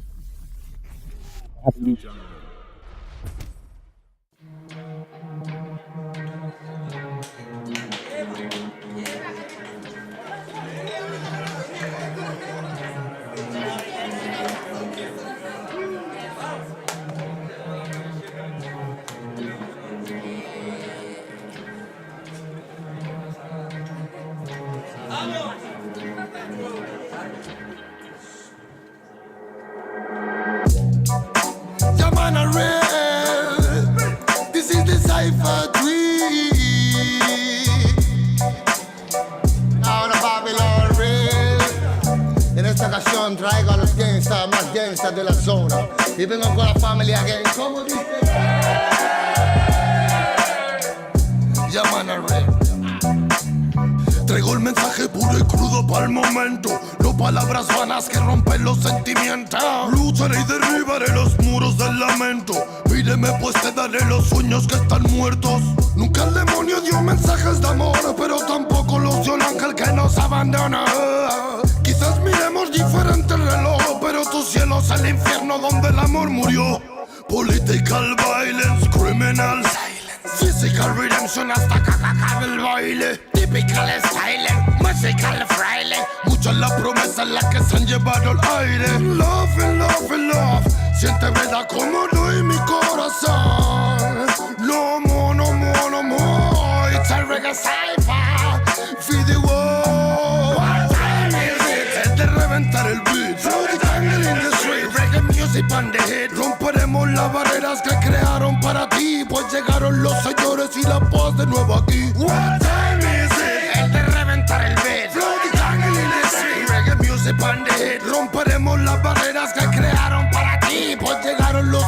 señores, y la paz de nuevo aquí. Fue que me brotaron alas y ganas de volar. En las buenas mi terreno lleno, en las malas solar. Un muro que decorar, mis hermanos me sirven de guía, mi estrella polar. Guarda los hilos, me duele hasta respirar. Solo quiero ver verdad. Sigo buscándome lejos de lo que piensas. Más fácil de lo que crees, el esfuerzo trae recompensas. Vale la experiencia si es intensa. No tires de la cuerda si está tensa. Miraban al ocaso con tristeza. Las estrellas devolvían con grandeza su mirar. Nos vimos floreciendo en la maleza. La belleza de las piezas y comienzan a encajar. Es de reventar el beat. Reggae music and the hit. Romperemos las barreras que crearon para ti, pues llegaron los señores y la paz de nuevo aquí. What time is it? Es de reventar el beat. Reggae music and the hit. Romperemos las barreras que crearon para ti, pues llegaron los señores y la paz de nuevo aquí. 51, 52, con un micro de bambú, más vuelta que Passepartout. Me siento en la old school. It's magnetic kung fu, it's a reggae magnatur. Por las almas sonrientes que acompañan a Zazú. En bambalinas y balú, son rimas de menú, no salidas de Benur, pero cálida y del sur. Homie, always lonely, but I feeling like a gangsta. 52, 53, a mí sí me ves venir, por eso me llaman King, ese fue mi devenir. De marchar o seguir, nunca tuve que elegir, la music me eligió a mí, no tengo nada más que decir. Saifa, Puniga, Loba, Grimble, Fire, Killaman, Smoker, Chusta, Feel Light, Rasta, Child Metal, Kimanes, Original a Reggae, Saifa again. Interna en la villa del pingüino, entre los Kalin en la antena y los que se encuentran dormidos zarandean tus emociones cual barril de vino, cosas feas quizás en tus ideas, pero aquí no, yo no atino, disparo sin mirar a todo aquel vampiro que el diente quiera hincarme, bro. Si lo digo, no es para pensar, sino para aclarar lo que de siempre estás pensando. Acaba el tan magnífico, imposible de torcer metal, sustama, warriors again, making connection after connection. My new world, creating the freedom from them. Me more. Nanny boy, represent this game. What time is it? Es de reventar el beat. Jungle in the street. Reggae music and the hit. Romperemos las barreras que crearon para ti, pues llegaron los señores y la paz de nuevo aquí. What time is it? Reventar el beat. Reggae music and the hit. Romperemos las barreras que crearon para ti, pues llegaron los señores y la paz de nuevo falta aquí. presentación si existe nivel. Sobreviviendo en Babilonia escribí al papel mis problemas cuando al final pude entender que para ser feliz solo tienes que querer. Que solamente hay una vida y es para vivir. Busca siempre una alternativa para seguir. No dejes nunca que te digan que no es así. Y prende un poco de sativa para estar chill. Ey, superando ansiedades con el humo de cancha. Manchas de un pasado trágico en la cancha. Seguimos siendo fuertes, su mierda no me engancha. Mientras otros esperando a que lleguen en lancha. No matter where you come, no matter where you come from. Solo importa que prestes atención a este sound. Desde the original, Killaman al mando. Oh, na, na, na. Mira, soy un warrior, sonido legendario. Disfruto cada segundo cuando me subo al escenario. Tengo fuego en los labios, sigo cual mercenario. Pasos de gigante y cora revolucionario. Siento que es necesario, suena el reggae en los barrios, para que cale el mensaje y para salvar a los más sabios. Entre mi imaginario, que mocheques bancarios. Si vienes con la mala vibra, mejor bro, cambia tu itinerario. Ya, ya, ya, ya, ya. Cuando ruge el león suena la música real. Venimos con el ya, ya, ya, ya, ya. Sonido de guión es el sonido original. Ya, ya, ya, ya, ya. Reggae de corazón es el que se hace en unidad. Ya, ya, ya, ya, ya, ya, ya, ya. What time is it? Es de reventar el beat.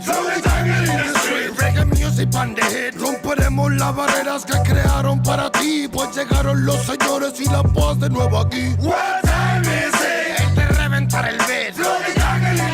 Reggae music pandit. Romperemos las barreras que crearon para ti, pues llegaron los señores y la voz de nuevo aquí.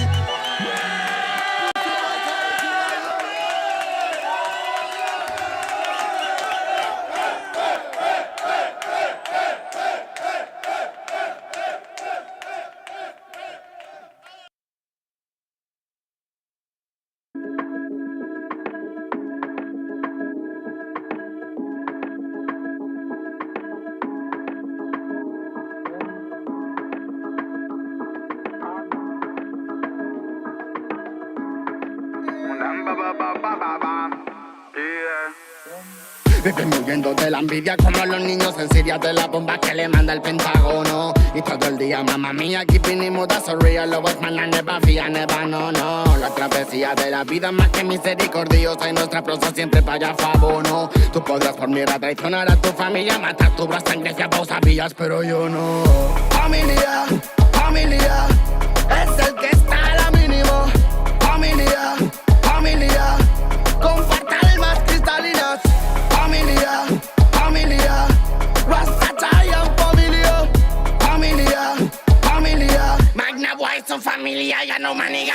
خواتي شو من حالي وشو من حالي هلي بالك ربي كبير وربي عالي واللي جاي يديني اليوم وباغي سالي ربي يغفر لي ولا دراري خواتي شو من حالي وشو من حالي هلي بالك ربي كبير وربي عالي واللي جاي يديني اليوم وباغي سالي ربي يغفر لي ولا دراري. Tuve un sueño donde no había amor, se perdía el color de una flor, se marchaba lentamente con el sol en el horizonte. Pude hacer algo para calmar mi dolor, y es por eso que le pongo flow, viviendo alto siempre.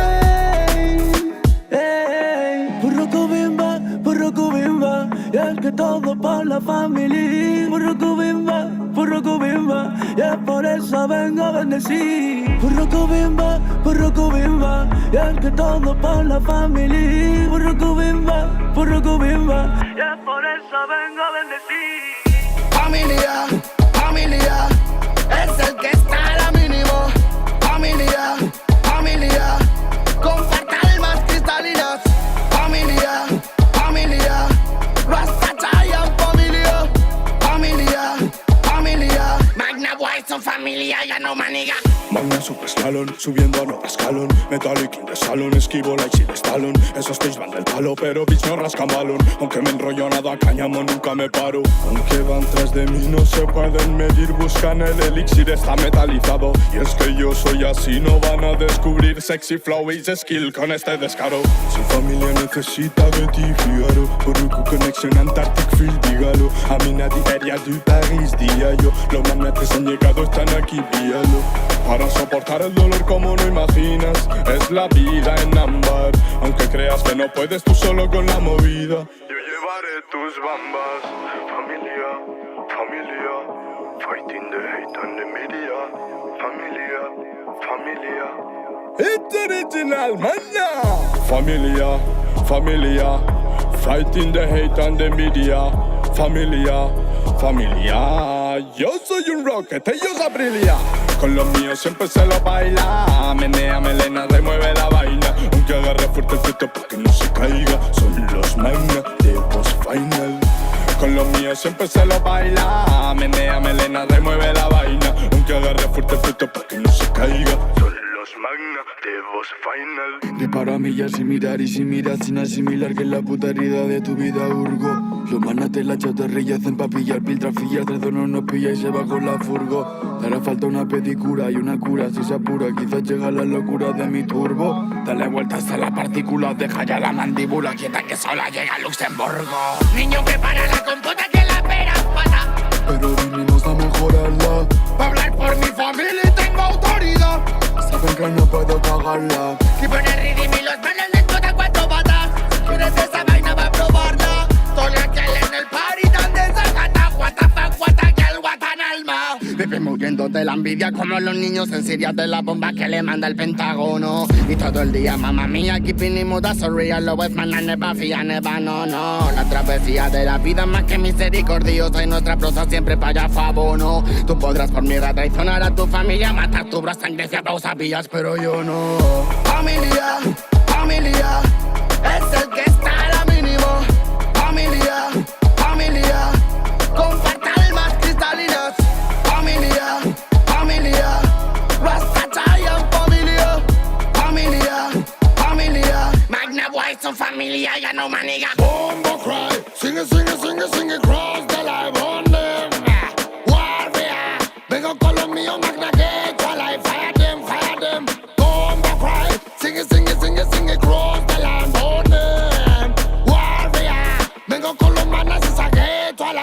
them, fire them. I gotta stop, shut up on the microphone ballad. And the smoke the marijuana, psycho Buddha bombo clap. Bang bang in the street, fire burn it, fill it with.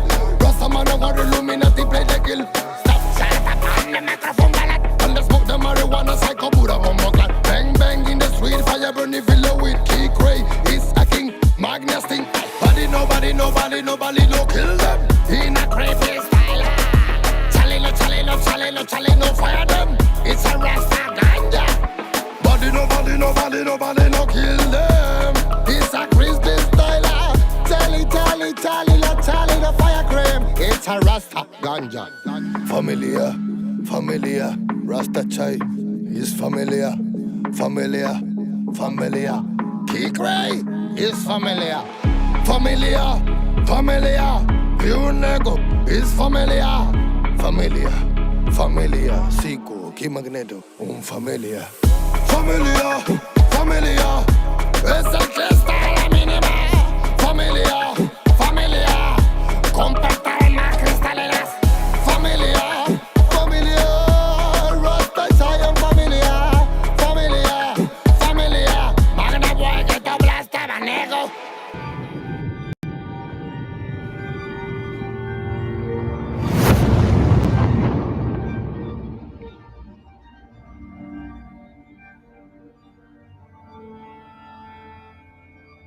Ical, hijo, abre los ojos.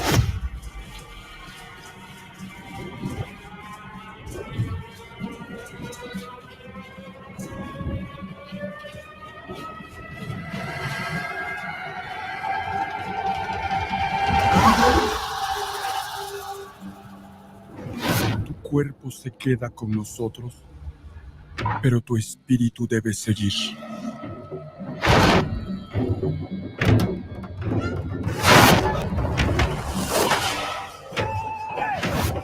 Busca la luz. Aléjate de las sombras. Deja que nuestro dolor sea tu fuerza. Desde aquí iluminamos tu camino.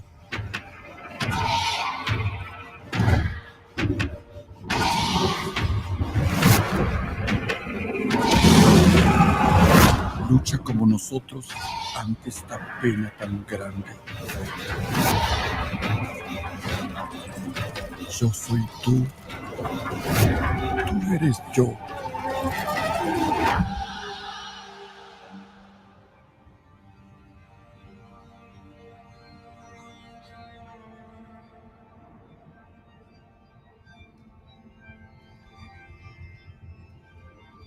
La muerte que hoy nos separa, mañana volverá a unirnos. Eres libre, hijo.